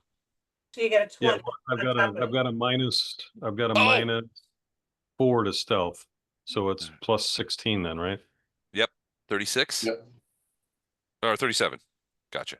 And then 62 for Vondram. And Titus got a. Oh, no, I've got 26 as includes my 20. I only Yeah. have a plus 6. 42. I didn't 42 add total. 20. I rolled We 16. sound like ninth graders. Sorry. All right. And Titus, you're casting fly, correct? Correct. All right. Your fly speed is 60, and you are also invisible. Yep. All right. So what are you guys doing? As Moving I'm towards the scouting, camp. I'll as I'm- stop right here while Wraith moves around and finds him. As I'm scouting, I'm looking for the one with forehead tattoos.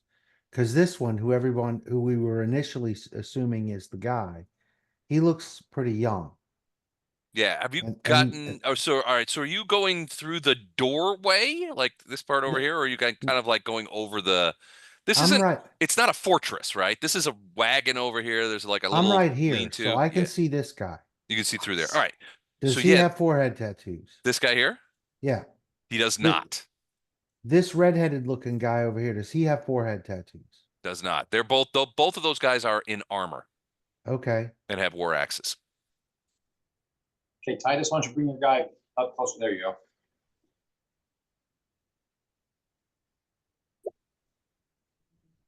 Okay, I'm gonna hang here until, and we've got message going on, right?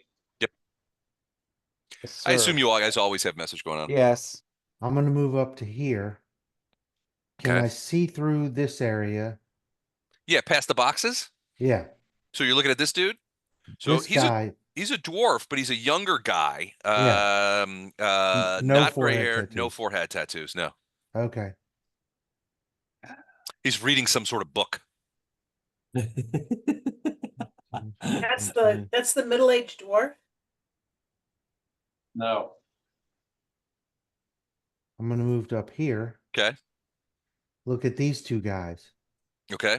These This guys are one also sort of and one sort of reading back. The other guy is also reading a book. This this guy guy's without a health bar. oh, sorry. Oh, I gave the health bar to the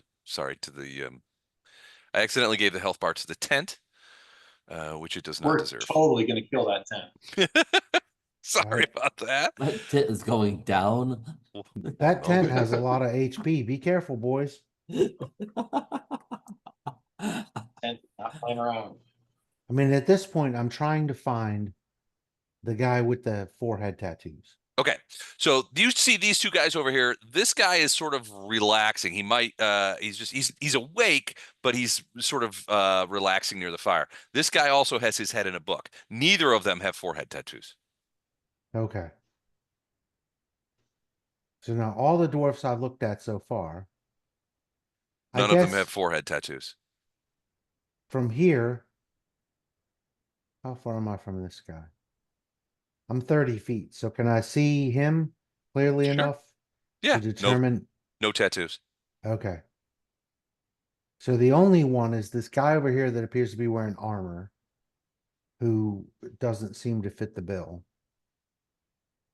And Yeah, the vibe you get from these guys that are sort of outside, these are guards of some sort. I mean, they're Yeah. soldiers.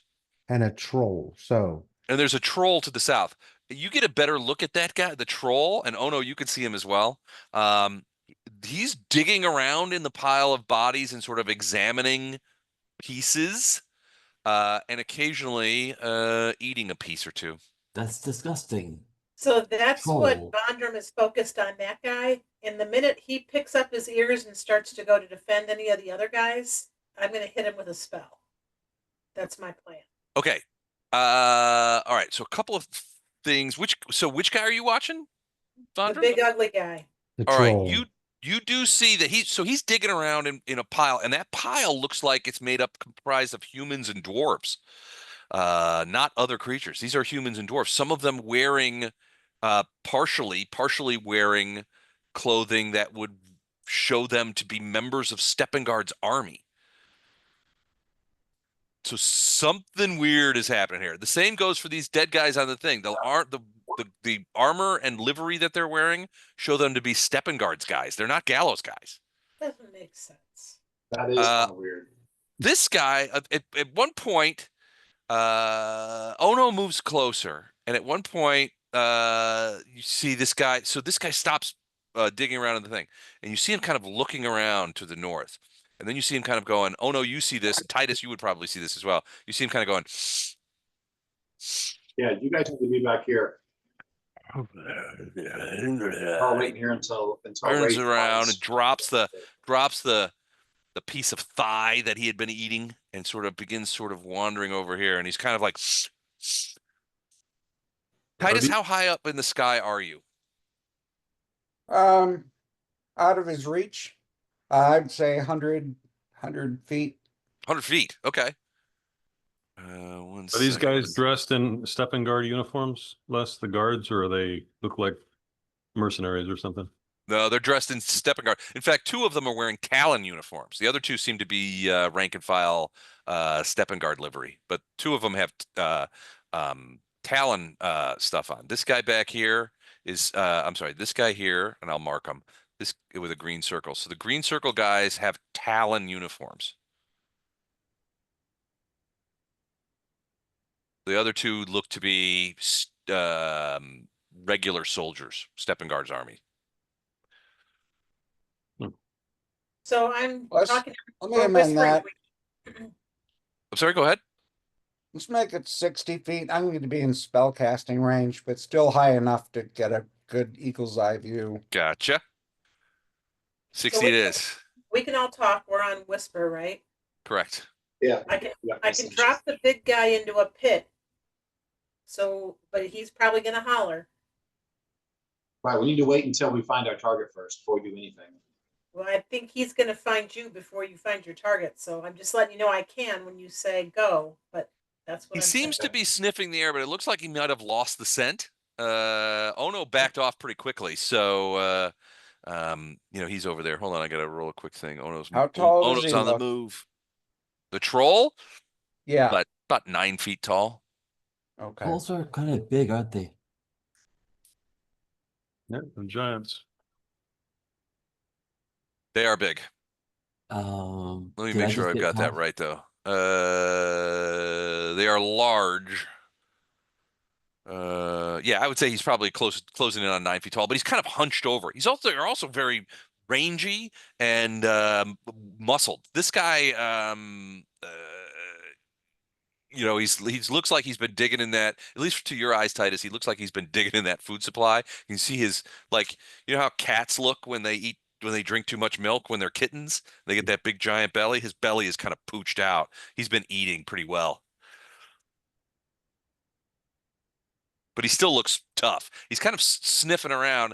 He's kind of shaking his head a little bit, and now he's kind of looking all over the place, like maybe he smelled something, kind of went to try and find where it was, and then kind of now can't smell it anymore. You're too high for him to smell. You suspect. Oh, I would or- suspect that if I was high. That's true. Jeez, hold on, I gotta write that down. Okay, Wraith, continue. Are you checking that tent? Yep. Okay. But I don't know if this tent has an opening or what. So I've just moved here. All And right. I'm trying to see, is this the open end of the tent, the not open end, how is it fastened? It's, those things. Where are you? I don't even see you. Above Very the tent, top. right? Yeah. Oh, over there. All right. So you're guessing that that part of the tent back there looks to be not the door side of the tent. It's solid. There's no door back there. You suspect that this guy is sitting sort of in front of the door end of the tent. Right. Um, I'm gonna listen at this back cloth. okay. Give me And perception. what do I hear? So you listen at the back cloth, and at first you don't hear anything, but then you hear what sounds like a small scrabbling sound.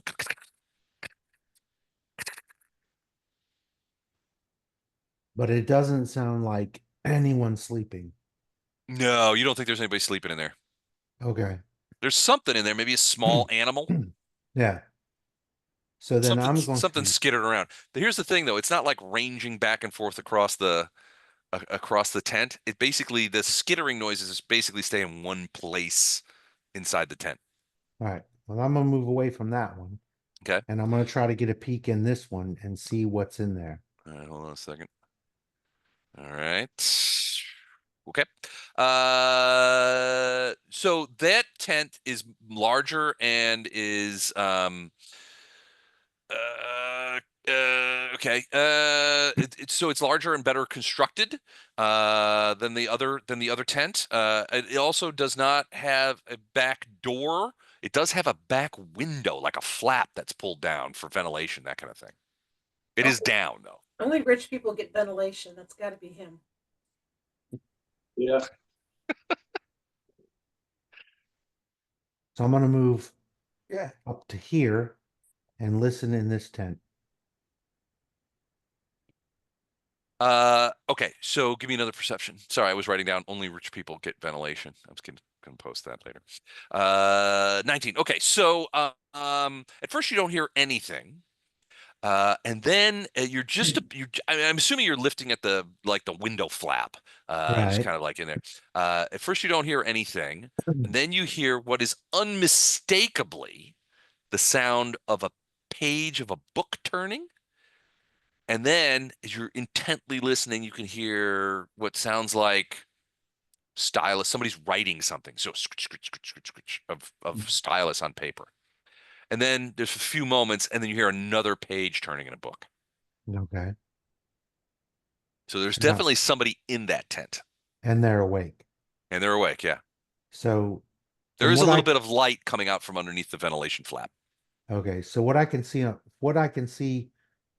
on either side, and at this point, if I have to move a little bit to see, that's fine. Is there room on this side of the tent Hmm. to move between this rock rubble to get to the opening. Yes. 5, 10, 15, 20, 25, 30. So single move to here Okay. and try to peek in and see if I see a guy with a tattoo on his forehead. All right, 1 second. Okay. So the flaps of the tent are closed, but they are definitely door flaps on this side. You do see light coming out from under, and there does seem to be like a little bit of heat coming out from under there as well. So maybe there's some sort of heating mechanism or something in there. This guy's sitting over. He's sitting on like a little stool. He's close to the fire that's providing both light and heat. And he kind of like looks up a little bit and looks over towards over there and then puts his face back down in his book. All right, so Wraith, give me another perception check. Are you gonna like sort of peek in? I'm going to try to peek in as much as I can without disturbing the tent the way it is, Gotcha. Okay. or disturbing it very little, so that I can try to get an idea of what's in there Gotcha. Okay. without them Ooh. noticing. All right, 26. So yeah, inside this tent, it's a large tent. Oh, so it's not super large. You've been in bigger tents. But it's quite well caparisoned. It's obvious the first thing you think of is obviously the tent of a military man. And you can see there's a small cot sized for a single dwarf over there, which is perfectly made up. There's a small sort of portable desk and a pile of books on the ground next to the desk. Sitting at the desk is a dwarf with gray hair who looks kind of like this. Let me go ahead and bring him forward.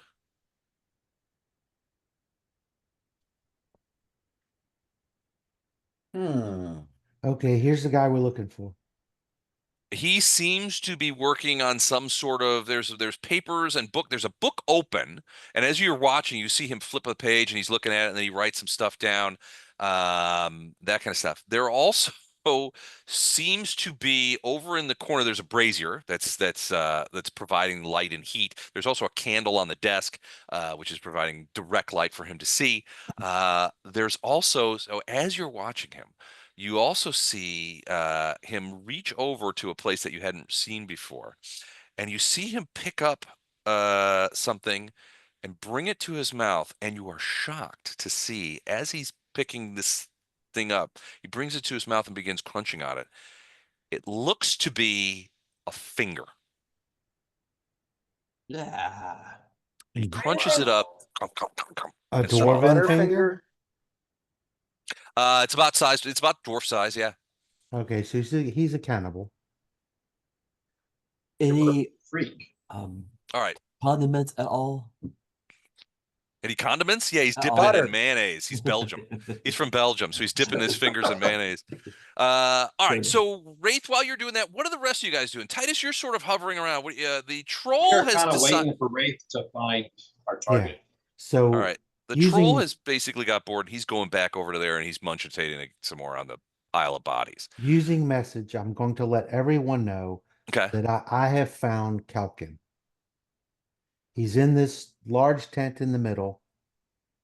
Okay. There are 3 guards that are danger close, and him in the tent. Wow, that guy is.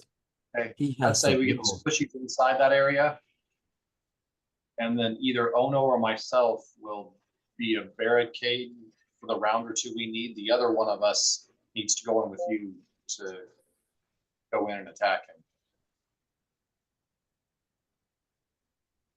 Hey. Wow. But I'd get the rest of the squishies inside here so the fighters can't Yes. easily get to them.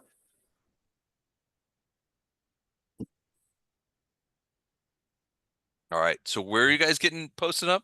So, Titus, I'm assuming you're still flying.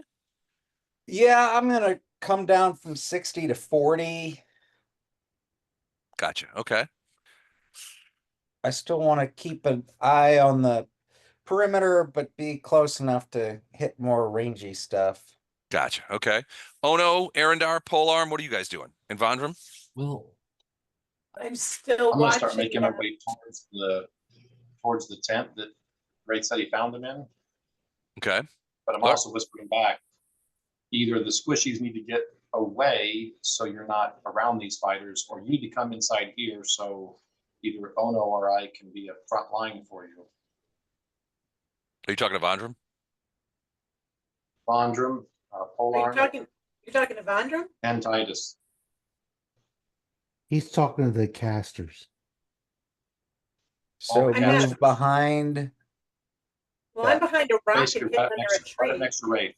Well, I'm Now, invisible and Titus, I'm you're 40 in the feet air, in so the you're- air. I'm you're fine. invisible behind a rock and under a tree, so I'm feeling pretty Yeah. safe. If you don't plan on attacking this combat, then you will stay that way. But I don't. I'm keeping my eye on the big guy. My goal is going to be to stop the big guy if he starts heading your way. Yeah. That's once you what do that, though, that's an offensive action. You're going to be visible and out in the middle of a bunch of fighters. Just this guy, really, right? For me, because I'm right here. I think they're all going to close on you pretty fast. Close on me or close on? I think they're going to close on all this. Whoever the closest person is, I think we all need to be inside here.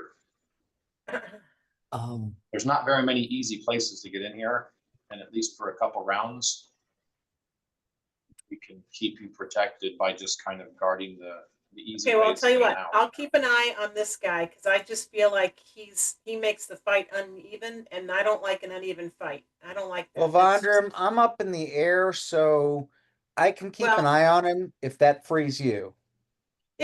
It would kind of free me. I guess I could get in here, but I'm not really a hands-up fighter to be in the melee up in there. But I'm saying you could position yourself in a more advantageous defensive position. If I tell you, I'll keep an eye on the Jolly Green Better Giant. position than behind rocks 20 feet I away know. from. I feel like I'm in a really good spot. I think I'm going to stay Okay. where I am. I appreciate the advice. If I hit this guy with something, I'll have to dodge this guy. But I've got another trick or two off my sleeve to I would never distract him. offer you advice without asking. It was just an offer. Oh no! In general, I take all advice into consideration. But I think I'm okay where I'm at on all counts. Okay.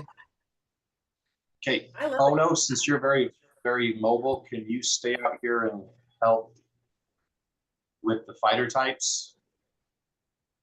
yes. Whom should I target? The gentleman, the gentle dwarf to the northeast of me? Yeah, I would target whoever there, and then just if Polearm or Vondram or whoever gets in trouble, just kind of help them out. Can do. All right, yeah, I will. Wraith and I will go in take and hit, and then By two the way, that dwarves. looks like an old well. Okay, cool. All right, a dwarf is going down that. Obviously, he did not see the movie Ring. I wouldn't stand next to an old well like that. is Poe going to stay out there, or is Poe coming into this middle area for the? Following you fighting? and no. Yeah, can I step over this thing, Les? How easy is it to get into that fireplace area? Yeah, you could. Yeah, this is actually a I'm right gap in there. the area. This Yeah, is there's the a door. easy to walk through. Oh no, get out of the well. Did the summon spell work, Les? Yeah, absolutely. Do you want that now or? Yeah, because I'm pretty confident that in one way or another that could be helpful. All right, so I want it up high, so nobody's going to see it. All right, so it's more like a it's on op-ed. watcher. Yeah, I gotcha. Okay. All right. So I'm not going to put it on the screen. Just we'll know that you have that. yeah, and that's why I'm safer than you think too. Aaron. So I'll whisper to Arendar, do you want to go in and attack the mage? Or do you want to take out the guardian? We should both we should both start with the mage. He's the dangerous one. Everyone else needs to be ignored. As many of us as possible needs to focus on the mage. And drop him as fast as possible. Yeah, yeah. But there's the young guy at our back. I mean, Polearm could take him out. Yep. Yeah. I mean, if Poe wants to get right behind me, he can kind of you know, be a little bit of a stopgap for us so we can focus on him. But like I said, I want as many of us on the mage that first round as possible. Matter of fact, if Titus or Bondrum have like magic missile I and they do. can see this guy when I pop this door open, it'd be nice to use that as well just to get some extra damage on him this first round. Well, we saw him eating fingers. I'm wondering if he might be evil. That's it. Well, Uh, he All does right, have so an evil You're appetite. saying you really need Vondi in there for some magic missiles, not to keep an eye on the troll. but I've he- got magic missile, but then I give away my position. well, I'm gonna I'm cast just Blessing saying- of Fervor less before this starts. What are you casting?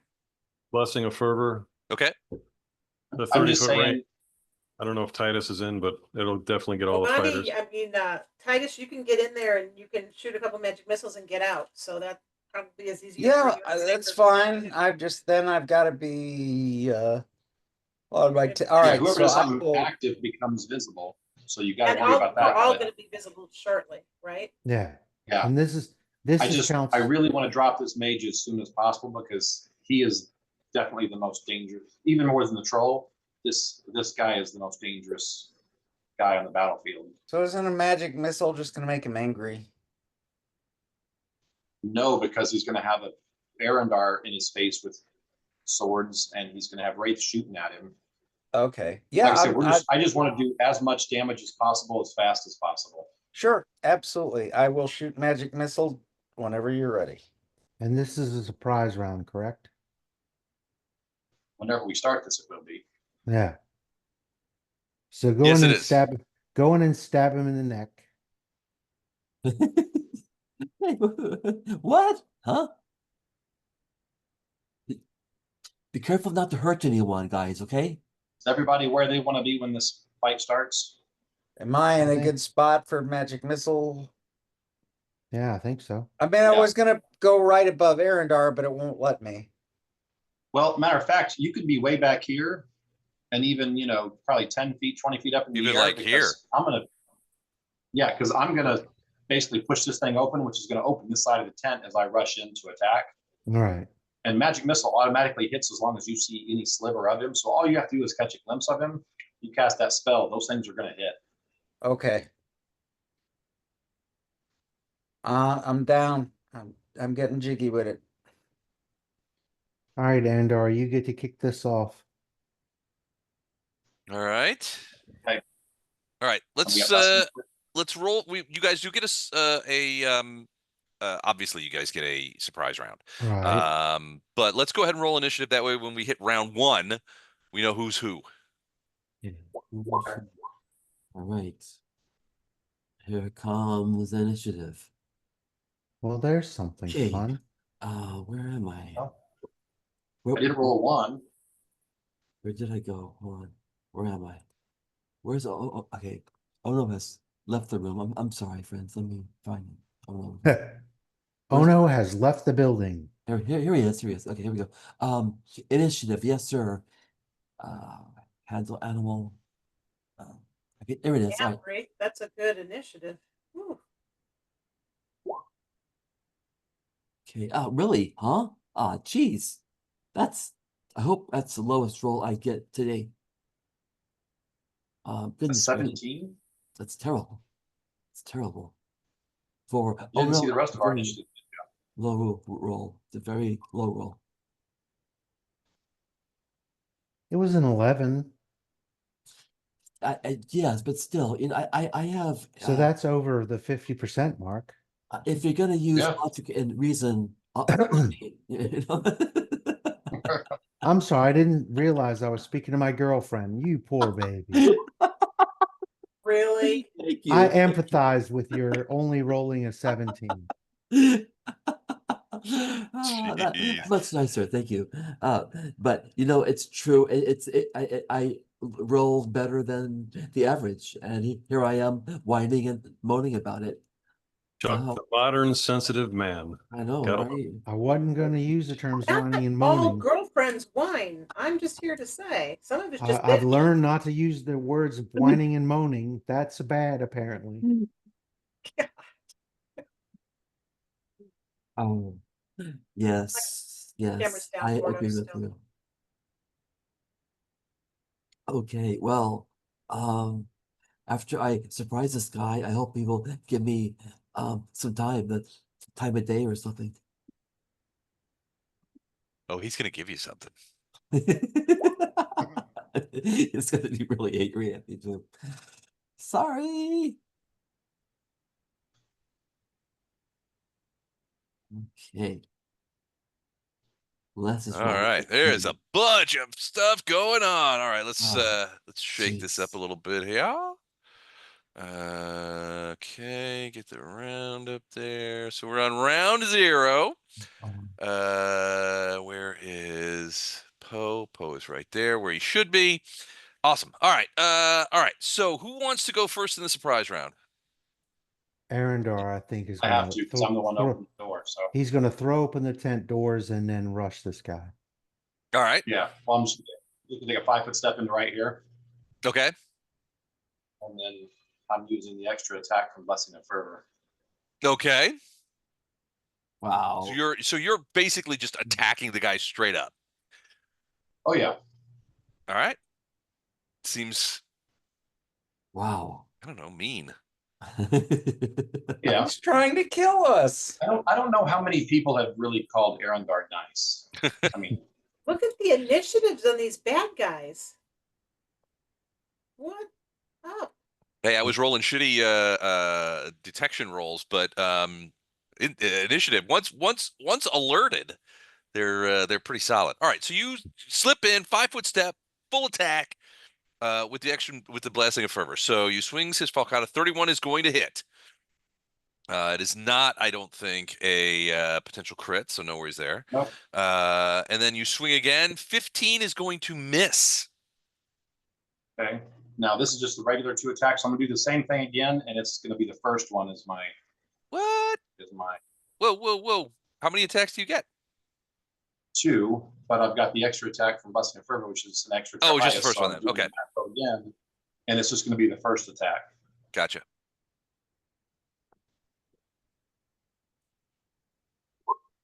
Uh, 23 will hit, so another 12 points of damage, so total 29 points of damage. All right. Do you have any arcane ability? Yeah. Okay. Give me a quick knowledge arcana, if you have that. This is where our day is about to change. Huh? He doesn't have that? I don't have knowledge arcana, but I do have spellcraft. Give me a spellcraft check.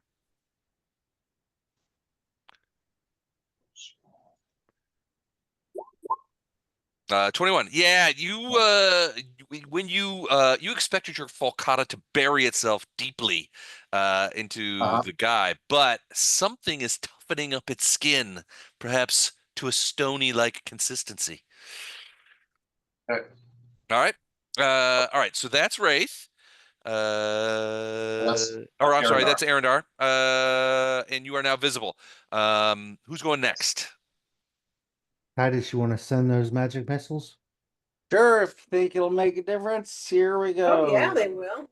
It's automatic damage. Well, with that stony skin, you Don't just matter. never know. This is magic. It's gonna go right through it. Yeah, it don't matter. Okay. They're magic missiles.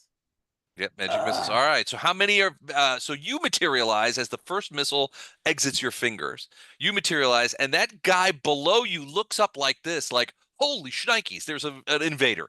And he's preparing some sort of you can see him begin to cast a spell. An apprentice. 13 points of force damage. All right, that passes through everything. So there you go. So who did I see is preparing a spell? This guy right below you. The guy right below you. Okay. He's looked up, he sees, suddenly he sees magic missiles flying from out of the sky. He looks up, now there he sees you sort of flying around up there, spraying magic missiles into the tent. His eyes immediately go to the tent. He didn't even see the thing open up. This happened so fast. It's all happening practically simultaneously. You've got me at plus 20. I was at 40 last time I checked. Did I have to come down for something? What do you mean, from stealth?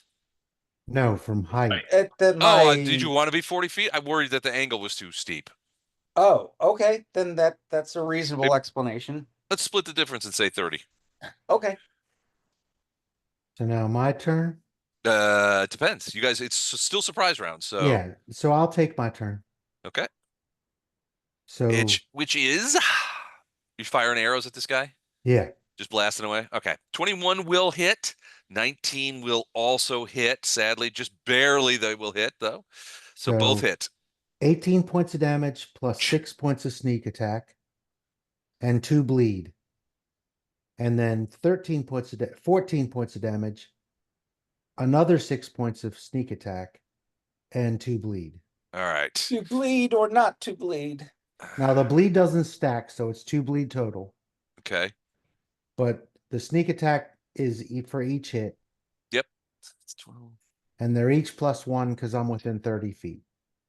So it's 18 and 6 I got you. and 14 and 6. Okay. Dead. So the arrows plunge into his body, and he, before he can even mouth a spell, he topples off his chair and then falls over, laying into the ground on the floor next to his bed. He seems to not be breathing, and there's a fair amount of blood gushing out of those holes. Hmm. But he falls over, and he doesn't seem to be breathing. Okay. Well, that was the opening attack. Okay. You are now visible. Gracious. Yes. This guy starts yelling. He's like, "Hey, what's going on? Hey, we're being attacked. We're being attacked." Wow. All right. So who's next? I got Ono, Poe, and Vondram still to go on the surprise round. Vondram, I'm assuming you're not doing anything down there. You're just hanging back. I can hear all hell's breaking loose, and I know that this guy's going to move now because I can hear it, right? Yep. I can He's hear it. definitely turning We've that got way. message going, so you'd know what's going on, Vondram. Well, I'm more concerned about what the guy's hearing, and he's hearing everyone screaming. So I'm going to drop a pit with spikes right underneath him. All right. Oh, wow. 10 by 10 by 40. So you're putting it, and it's 10 by 10, Yeah. and you're putting him right underneath him. That's All great. right. Let me see. He gets a dex check, right, to see if he can jump out of the way. Yeah, I should have He looked gets a that up. reflex save, but if it's the opening round, he doesn't get his dex added to that reflex save. Dex comes off that. Okay, got it. All right. So that does it cuts his save in half. All right. So it was he did have a +6 reflex. He's now down to a +3. So here we go. What's the DC? What do I got to beat? That is the second level spell, I believe. Hang on, sorry, heading that way. It actually went faster than So I upper thought. teens, somewhere. Spike Pit 3, DC 20. Did not make it. Blue. She falls down into the thing. So how much damage? You hear him yell out. That's So awesome.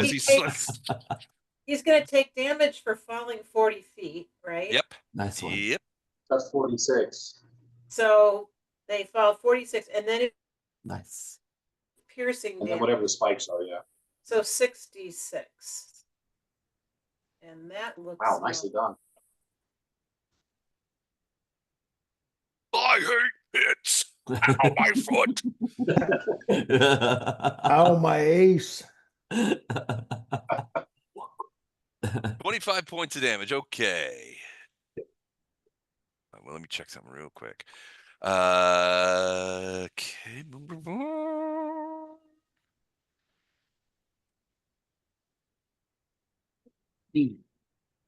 Okay. What is that? Oh, okay, cool. All right. So yeah, you hear it yelling down there. It seems to be growing massively angry over this. In fact, it seems almost enraged. Almost. almost. Almost. All right. So it is. You've never heard a troll at the bottom of a pit swearing before, but now you have. So is my little friend up and running that he can get there with? He's up in the sky. Yeah, he's watching the show. 60-foot attack, 60-foot speed. Can he attack? I thought he was down to the southeast. Oh, I had him just by me in case they come in. I wasn't Oh, real gotcha. clear, so I just had him in case the other. Ah, line- gotcha. Okay. 1 second. I will get you. Do you have how many? Do you know how many hit points he has? I do. He has 85. 85. Holy crap. Oh, What did I'm you s- sorry. That's wrong. I'm on the wrong. I had a bunch of creatures open. Shit. I'm sorry. Never mind. He What did- has What did you summon? a giant. He's got 34. A giant wasp. Ooh.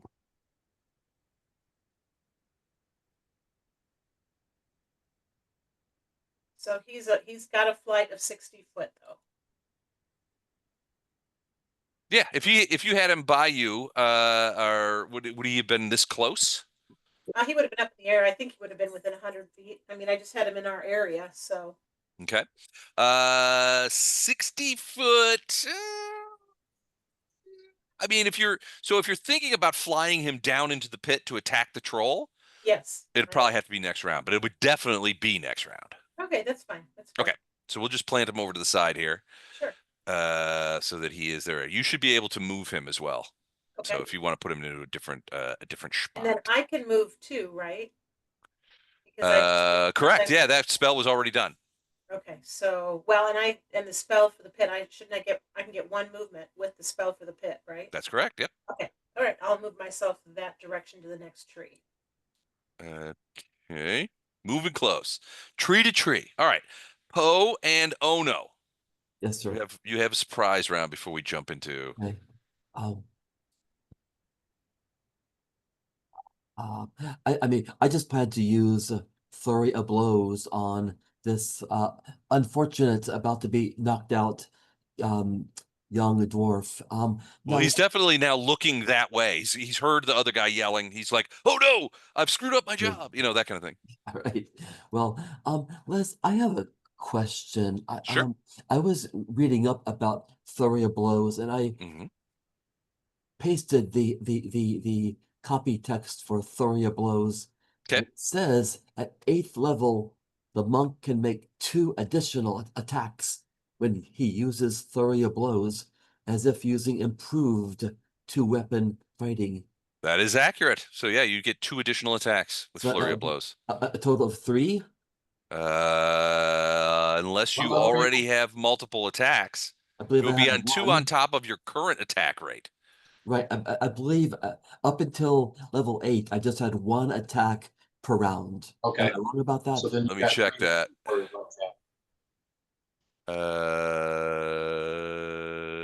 Because if I now Okay. get 3. Yes, that's- yeah. Now as being 8th level, Yes, sir. you get 2 attacks. But as a flurry of blows, because of 8th level, you now get 4 attacks. 4 Two attacks. at plus 6 plus whatever bonuses you have, and 2 Yes, at sir. plus at 5 less than that. So 2 at plus 1. And with blessing and fervor, get 5. 3 at If plus you- 6, yeah. 3 at your highest, yeah. Okay. So basically, you're just like, So Yeah. my plan is to it's kind of me to just hit the guy out of thin air. It's not yeah, you very do. nice. So he's not gonna get his dex bonus to his AC. I'll give you that. Just- Hold on a minute. Speed bag his face. Or speed face his bag. All right. Look, what I'm gonna do, it's difficult for me to just surprise them like this. That's not. Or you could junk punch him 5 times. He won't be in the battle anymore. Just kneel down and I'm going to like the toxic Avenger. for my surprise round. You can do what you want. So if you want to sort of give him a little slap to Yeah, invalidate yeah. your invisibility and then say, "How about you?" Queensberry rules. Okay. I'm gonna slap his face, and it says, "I can't put my finger on it, but I think you're evil, man." Holy crap, he goes, so he's like, what? His hand comes up to his face and he sees you. No damage from the slap. Right. But now we've got a fight. Now we've got an honorable fight. Yes. He begins pulling out his war axe. That's fine. I'm gonna knock his lights out next round. All right. This guy's over here. The Talon guy is like, what is going on there? That guy just materialized. He slapped my friend. So he's headed that way. Everybody's kind of like, there's a lot of confusion. All right. So that's Ono. Poe, you're the last one. What are you doing? You're the last one to go visible. I'm going to do enlarge on myself. Ooh, okay. That does not make you visible. Right. And then I'm going to attack this guy. Oh, this poor young dwarf. Before that, I'm going to say, oh no, hit that dude. Stop talking. I will. Hit that dude. Come on, man, hit the dude. I just can't, I can't. It's a war, kid. You realize we're outnumbered. Stop wasting your attack. Sorry about that. I just, 19, 17, and 15. Ooh, geez Louise. Okay, so hold on, let me get back there. Let me check and see what has. That's flat-footed. Yeah, he is flat-footed. Yeah, so he does not gonna get his dex. He's also trying to cast, so he needs to do concentration if he's going to keep casting, right? Well, he's started to look like he hasn't even really had a chance to start. So it's just like officially he's not starting. yeah, It he's was kind a of looking up like, what the surprise fuck? Now a giant now a giant ass dwarf. dwarf just materialized and stabbed him with a spear. So that so what did you roll? What were your rolls? 19, 17, and 15. All three of those are hits. So you're just skewering this dude. Okay. He screams a high womanly scream as you stab him too. I don't want to die like this. But you are. 37. 37 points of damage. So that is a one-shot kill. You stab him twice, and then the next one you really plunge that thing into it, and he just like is holding on. I mean, the point of the spear comes out of his back. You see him sort of go limp on the thing. You've severed his spinal column. He lets out a oh as he falls forward on your spear, dead. Nice. 3 1s and 3 2s. That was a hell of a bad roll. Well, See, that's how you do it, Ono. he's a mage trainee, so Yeah, so didn't take much. That was Yeah, hell of a nice low job. hit points. he didn't have a ton. All right, I'm done. All right, that's it. All right, so now everybody is visible. We've got a couple of dead people. We've got that one guy that just got stabbed. Was yelling a moment ago. There's plenty of people in motion. There's the alarm is set. There's a troll screaming obscenities at the bottom of a pit. Let's get into it. Wraith, you're first. 5, 10, 15. From here, Okay, do I have a clear shot at this guy? you absolutely do. 5, And he's a 10. little shocked to see you. Whoa, who's that guy? Okay, so this is the first. I moved, so Okay. I get just these sets of attacks, Mm-hmm. but I get one more attack for Blessing of Fervor. Blessing of Fervor if All I right. need it. So 34 is 34. You can gonna hit. only get the extra attack if it's a full round action. Ah, okay. Oh yeah, okay. So you just get the first one, the first two. Right. Well, this is my normal If he attack. fires 2 arrows at once, then it's the first 2, but otherwise you only get 1 attack when you move. Yeah. Right. And this 34 is is a hit though. right. So Like I said, it's- if you've got the feat allows you to lose 2 arrows with the first shot, then both of those do go. yeah, that's what this is. Okay. This is gravity bow rapid shot. So the first hit is Dang. Okay. 20 points of damage plus 12 sneak attack What? plus 2 bleed. I don't know that you get sneak attack anymore. He hasn't acted yet, Yeah, he And hasn't this- acted yet. and this is geez, after all a right. surprise round because I have All the right. better initiative. All right. And he gets the 2 bleed now too. Yeah, 20 plus 12 plus 2 bleed. Okay. And it Yeah. actually stops right there.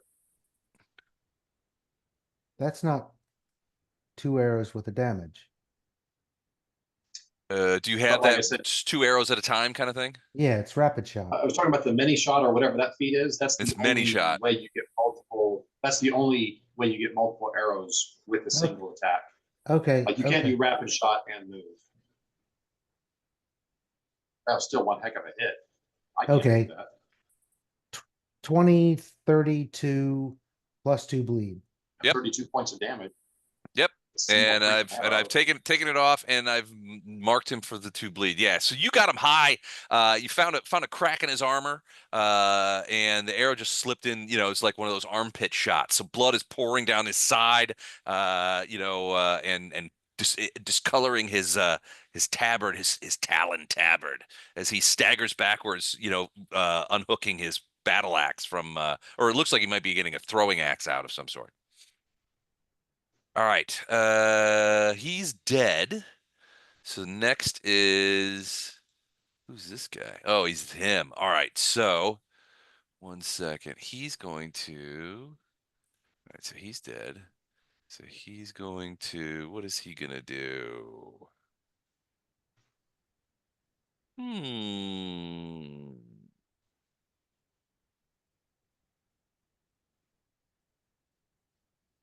So yeah, he is going to shoot a ray at, who can he see? He can't really see anybody. I guess Poe over the top of the thing, and then Titus. He's gonna shoot at Titus. So 1 moment, please. Who is this? Is this one of the 2 over on the top left? Yes, it's this guy over here, who's now on his feet. Okay.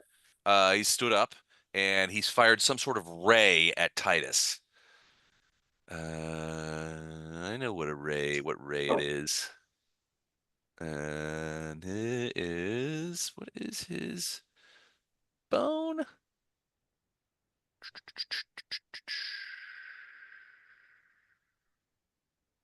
4. Okay. Cool. So he is going to shoot, and this is at your touch AC. 19. That may have you. I may have you there. That's against your touch AC. Is that a hit? That's going to be hit on every one of us except for, oh no. Okay, then there you go. All right. This was Ray of Fatigue. You can neither run nor charge. You take a -2 penalty to strength and dex. Anything else that makes you fatigued makes you exhausted. Now, I think because it's a spell, you could still fly. But I think -2 on dex. Okay. So you lose 1 off your AC. Your strength is down. And then what was the other? I fight off charisma mostly anyway, so You can either run nor charge. So yeah, you're just tired. All right. This That's battle him. is exhausting. This battle is exhausting. So who is this guy? All right. So he pulls a throwing axe and chucks it as hard as he can at you. I'm sorry. You in this case is Wraith. He's trying to Okay. get back at you for hitting him. And so he chucks that axe at you. 16 hit you? No. I'm guessing not. All right. And then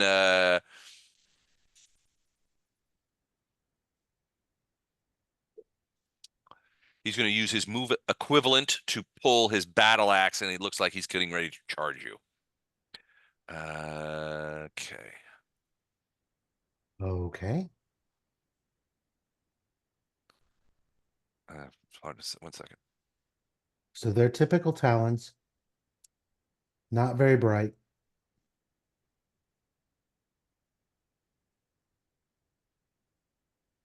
Correct.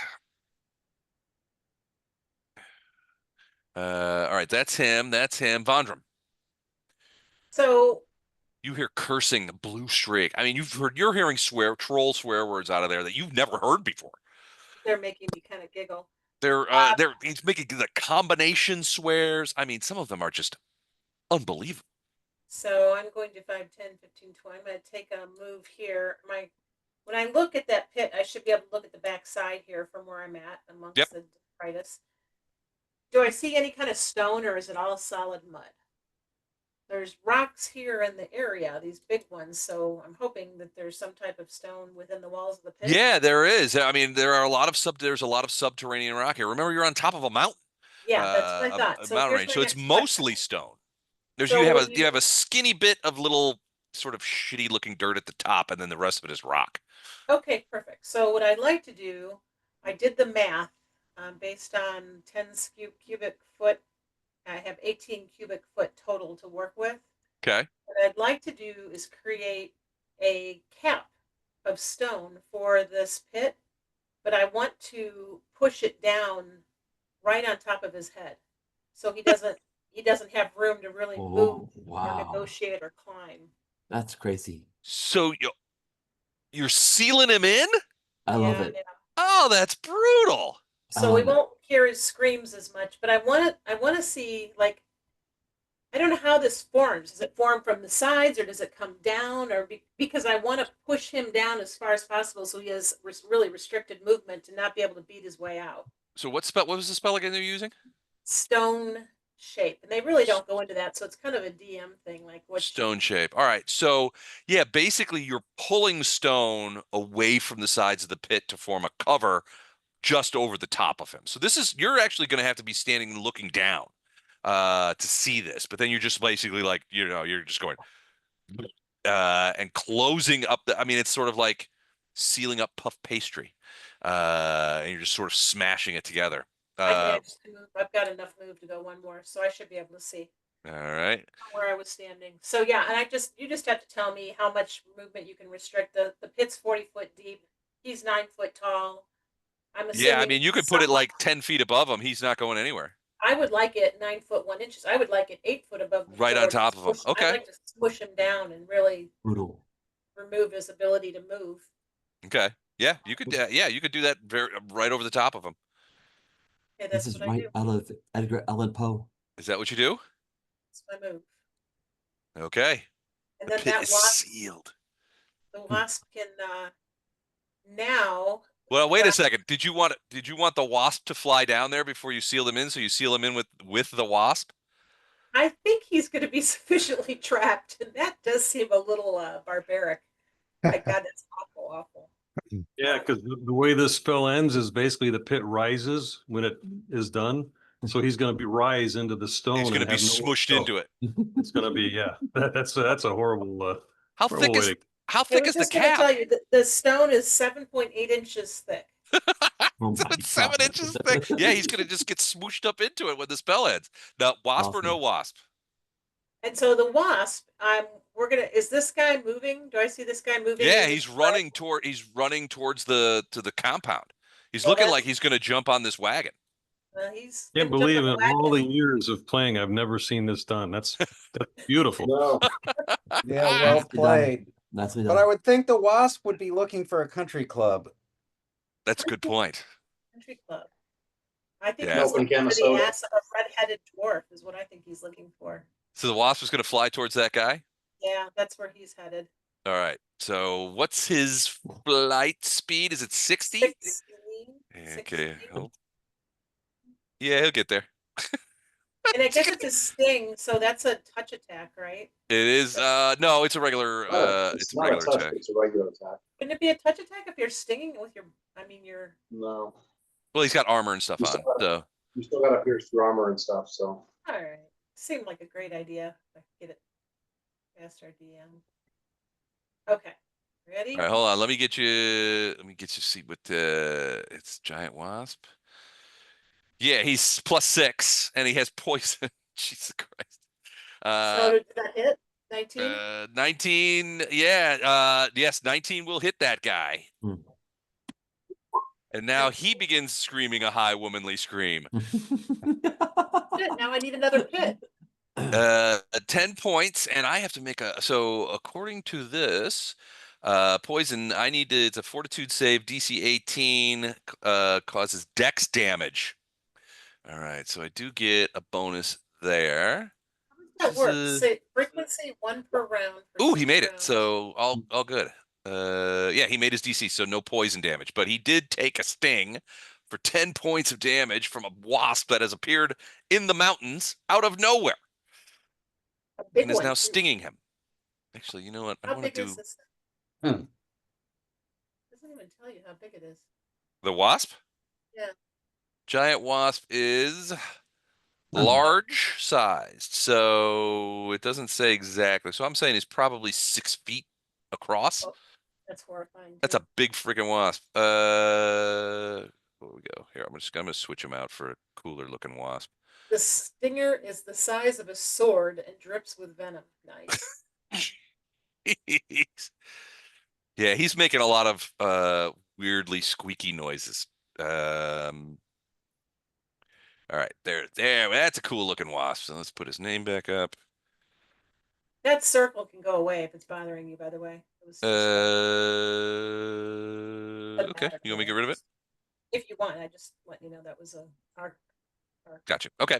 All right. Wasp is doing that. Vondrum is well, Smiling. putting her alignment in jeopardy. His alignment in jeopardy, I would say. So all right, so that's Vondrum. Now it's the troll's turn. So Vondrum, you're the only one that hear this. But now it's muffled. Before it was echoing through the camp. Now it's like, yeah, I mean, and he's becoming increasingly angry.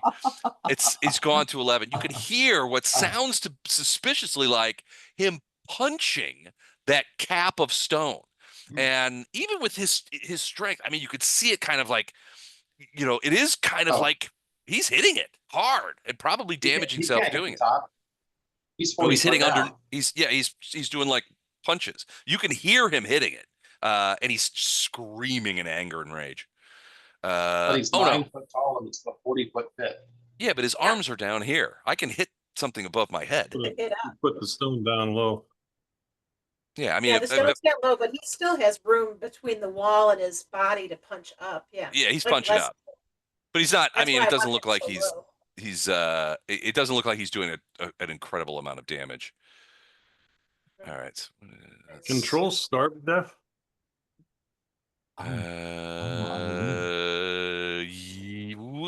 Yes.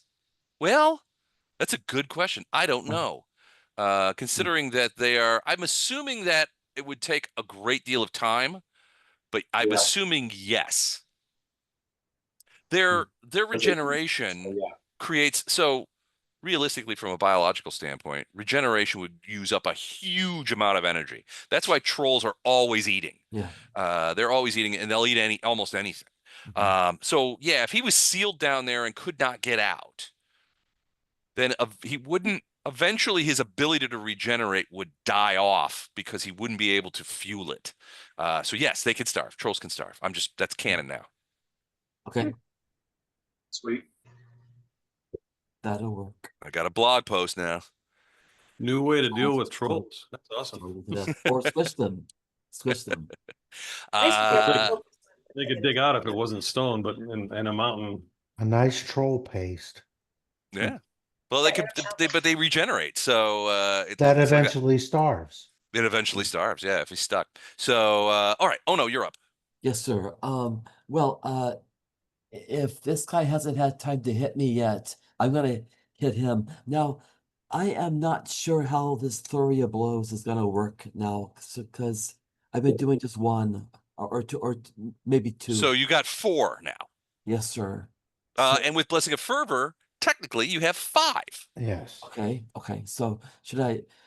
I've done no fiddling with, tampering with, just this flurry of blows entry in my Pathfinder Roll20 assigned character sheet. So I assume it's accurate. So I'm going to hit the guy with a flurry of blows, and I declare stunning blow. Okay. So I will use up 1 of my 8 stunning blows. 6 or 5 stunning blows. 5. Yeah. 5. You get 2 attacks per round. Extra 2 for stunning blow. Extra 1 for Blessing of Fervor. 5 strikes. I meant he can do it 8 times a day. Right. Okay. So I'm gonna assiduously remove 1 stunning blow here. Gotcha. And I'm gonna give this guy a first flurry of blows, and here we go.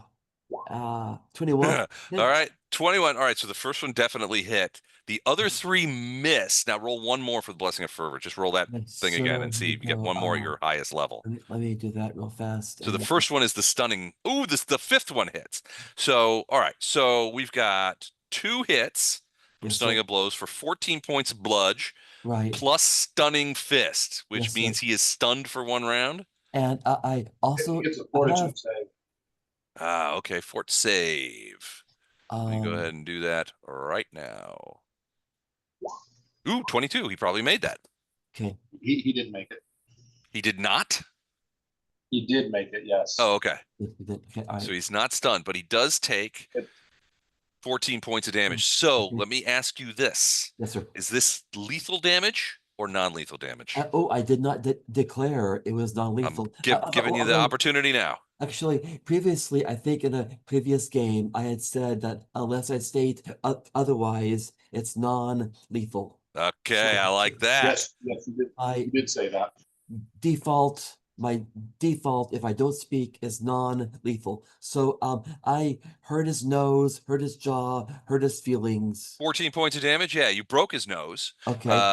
He's going to have a sore jaw, probably Now- loosened a tooth or two, and Now, he's cool. almost certainly going to have a pretty substantive shiner.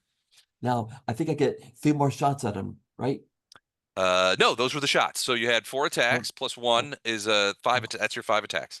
Oh, okay. I see. Now you can still move if you want, like Okay. reposition or run away or something of that nature. I see. I see. You know what? I'm gonna stay right there and face him, and I'm gonna encourage him to bring it on, turkey. That's what I say to him. That's All right. Turkey. my uh, trash talk there. Turkey. Wraith and Ono. No, not Ono. Not Ono. Just Wraith. Wraith, give me a quick perception check. 19. Okay, perfect. All right. So you're gonna stay there and continue to duke it out with him, Ono? Yes. Excellent. All right. This guy is going to run over to here, take up partial cover behind that thing, and send a couple of magic missiles against Titus.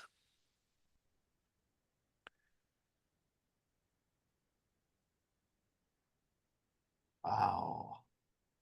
Huh.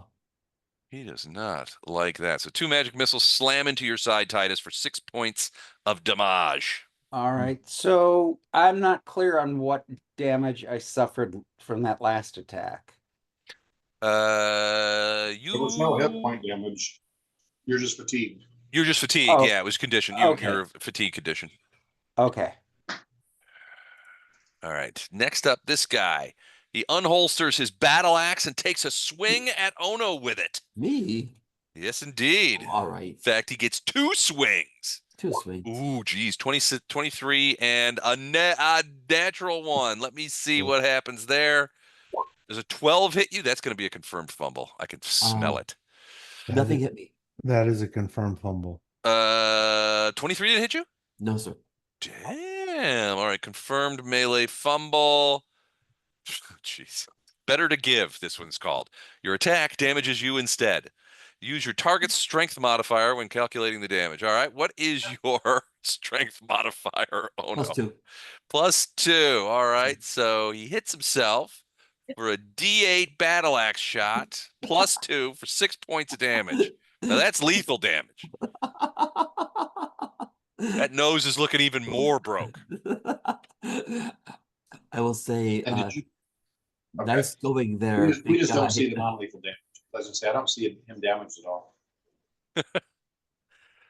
This guy? The guy that Ono hit? Mm-hmm. Yeah, I'm marking the non-lethal damage. Here, I can show you it so that you guys can track the non-lethal damage if you want. That's fine. I just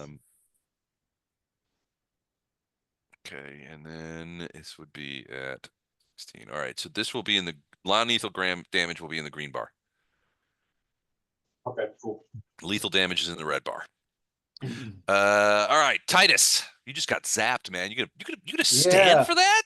No. Has the world gone mad?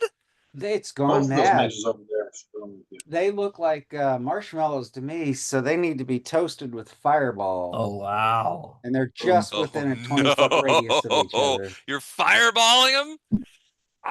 Man's got to do what a man's got to. I mean, a mage has got to do what a mage has got to do. A mage has got to do what a mage has got to do. All right, I'm writing that down before I forget it.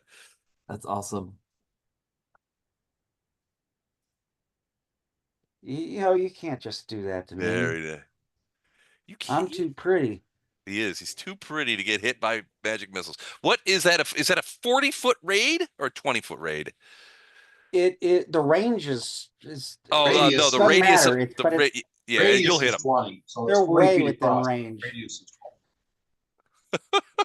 Where do you want it? Like they're that? surrounded by trees, right? Yeah, Let's there's put a 'em bunch of both trees in in the there. middle and burn the trees around them. Yeah, it's gonna cause several things to catch on fire. All right, so all right, Too bad that we can't include the horse. That would make a nice snack. all right, reflex save by the guy to the south. Let's just do that right now. Un momento, por favor. All right, his reflex save is a Jesus Christ. So I guess that cover's I not going to missed help that him very much. And then where's the other guy? No. What? Where is he? He's not the guy I wanted. Hold on. I lost my guy.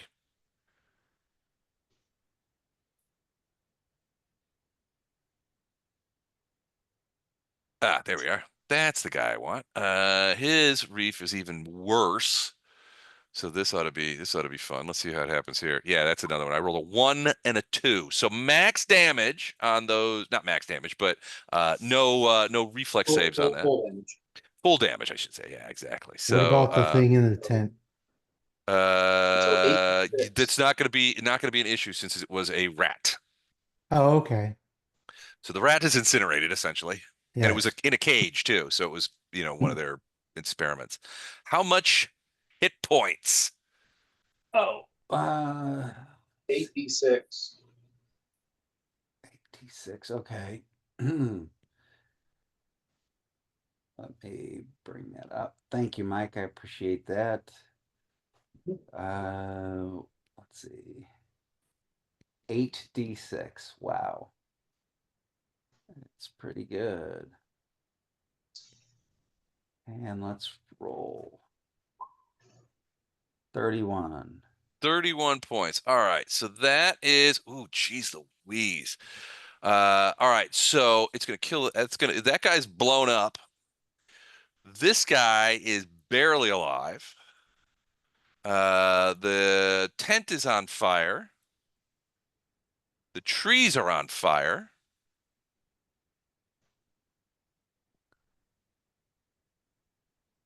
The fire is on fire. I love subtlety. And there is a bunch of smoke pouring into the sky. Oh, that was Those probably dark not a good sequences, move. though. Huh? Guess the gig is up. Well, it's dark. However, fires are visible.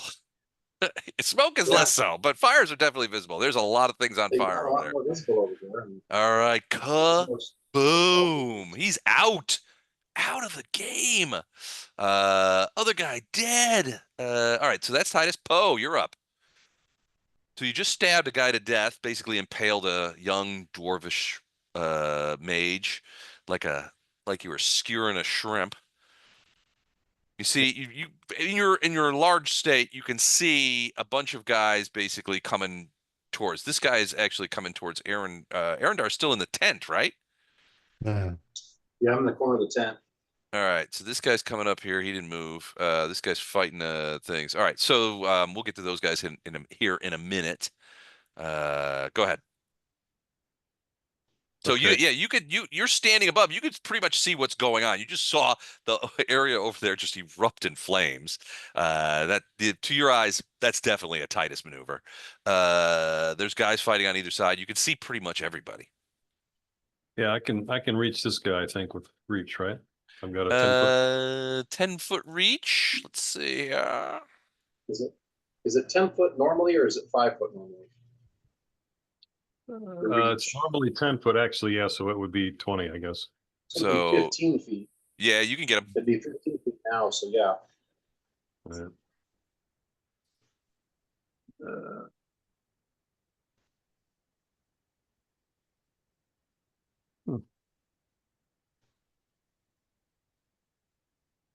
22 is a hit. 12 is a miss. 18 is a miss. Okay, so one hit. Oops. Wow, that's one's heavy. 13. Well, 2 ones. That's not as heavy as I thought. So 13 points of damn. Yeah, you got him. He kind of you push him back a little bit. He's obviously bleeding, but it's still happening. He is injured. Everybody's yelling. Well, except for the dead people. Do you want to move at all, Poe? No, I'll just say you should run home. You should run. If you know what's good for you, you should run. He's like, back to Bresk? I can't run that far. It's too far. Arendar, you're up. Bottom of the order. So from where I'm standing, Mm-hmm. what combatants can I see or do I know are around me at this stage? I mean, at the I don't corner know here, that you can. I don't know that you can I see anybody. You might be. Well, you would have seen Poe sort of reach past you. I mean, the Yeah, tent is reach sort of over and- open, so yeah, you could probably peer around and see this guy, pretty easily. From here, you could probably see this guy, but he's got a axe and he's waving at a giant wasp, trying to get out of there. He's like, "Holy shit! It's a wasp in the mountains. This makes no sense." But yeah, that would probably be it. Okay. Is there a gap for me to like push through the edge of this tent to step Sure. right here? Yeah, absolutely. It's not a massive, it's just a tent. Right. It's not a, So you could like push it away. Yeah, you Okay. could step through there. All right. He's like, "Where did you Yeah. come from?" my mother. Then he says some choice things about your mother. Oh, that's the last thing he's gonna do. So I'm doing the +2 to attack and +2 to AC. Okay. So these are all going to be two higher. Okay. 21 will hit. 19 points of damage. Jeez Louises. Okay, and then another 21. So another 20. So that's, am I reading this right? It's 40 40 points of 40. damage. Yeah, his head's coming right off. He was surprised by the spear. He was shocked by you, but he only had a few moments to say, "Oh yeah, well let me tell you about your mother," and then his head popped off because their falcata went right through the neck. And then I yell, "Keep my mother out your mouth." Leave No. my mother out of this. Also, Arendar is looking over. Is like, "Why are those trees on fire?" Oh wait, Titus is here. Oh wait, Titus. All right, so he's dead. This guy skipped accidentally last time, so he's going to take a shot at the wasp with his axe and miss. The screaming continues. All right, so that was the end of round 1. We are well after 11 o'clock, so we're going to stop it there. We will start with round 2 the next time we play. Awesome. Those of you who are going to Gen Con, I don't think anybody's going to Gen Con on this call. So end of the month, I'll send you pictures from Gen Con and how much fun we're having. Excellent. So at this pace, we'll play again in September. No, we will definitely. Let me check the thing. We will definitely play in August 10th. Okay. We are definitely on. It's the weekend after Gen Con. Awesome. So A team's getting kicked because of Gen Con. But we are playing A team next week. So I will send out just for those of you who are in A team, I will send out a ritual. A revised ritual instruction so we can go back over that because I have a feeling that you guys have found the ritual place. Get to it this time. I think you're gonna get to it, yeah. Cool. If So August 10 is the next B team. Next B team is AUG 10. That's correct. Okay. Thank you. Everybody have a great night. All right, Good you guys night. too. Thanks again. This was awesome. Thank Bye, you. guys. Les, Thank thanks, you. Les. Good night, everyone. Good night. See you guys. Oh, I'll see you at the pool party next weekend. I'll see you in person. You betcha. Excellent. Look forward to it, man. Likewise. Have a good week. Good night, Les.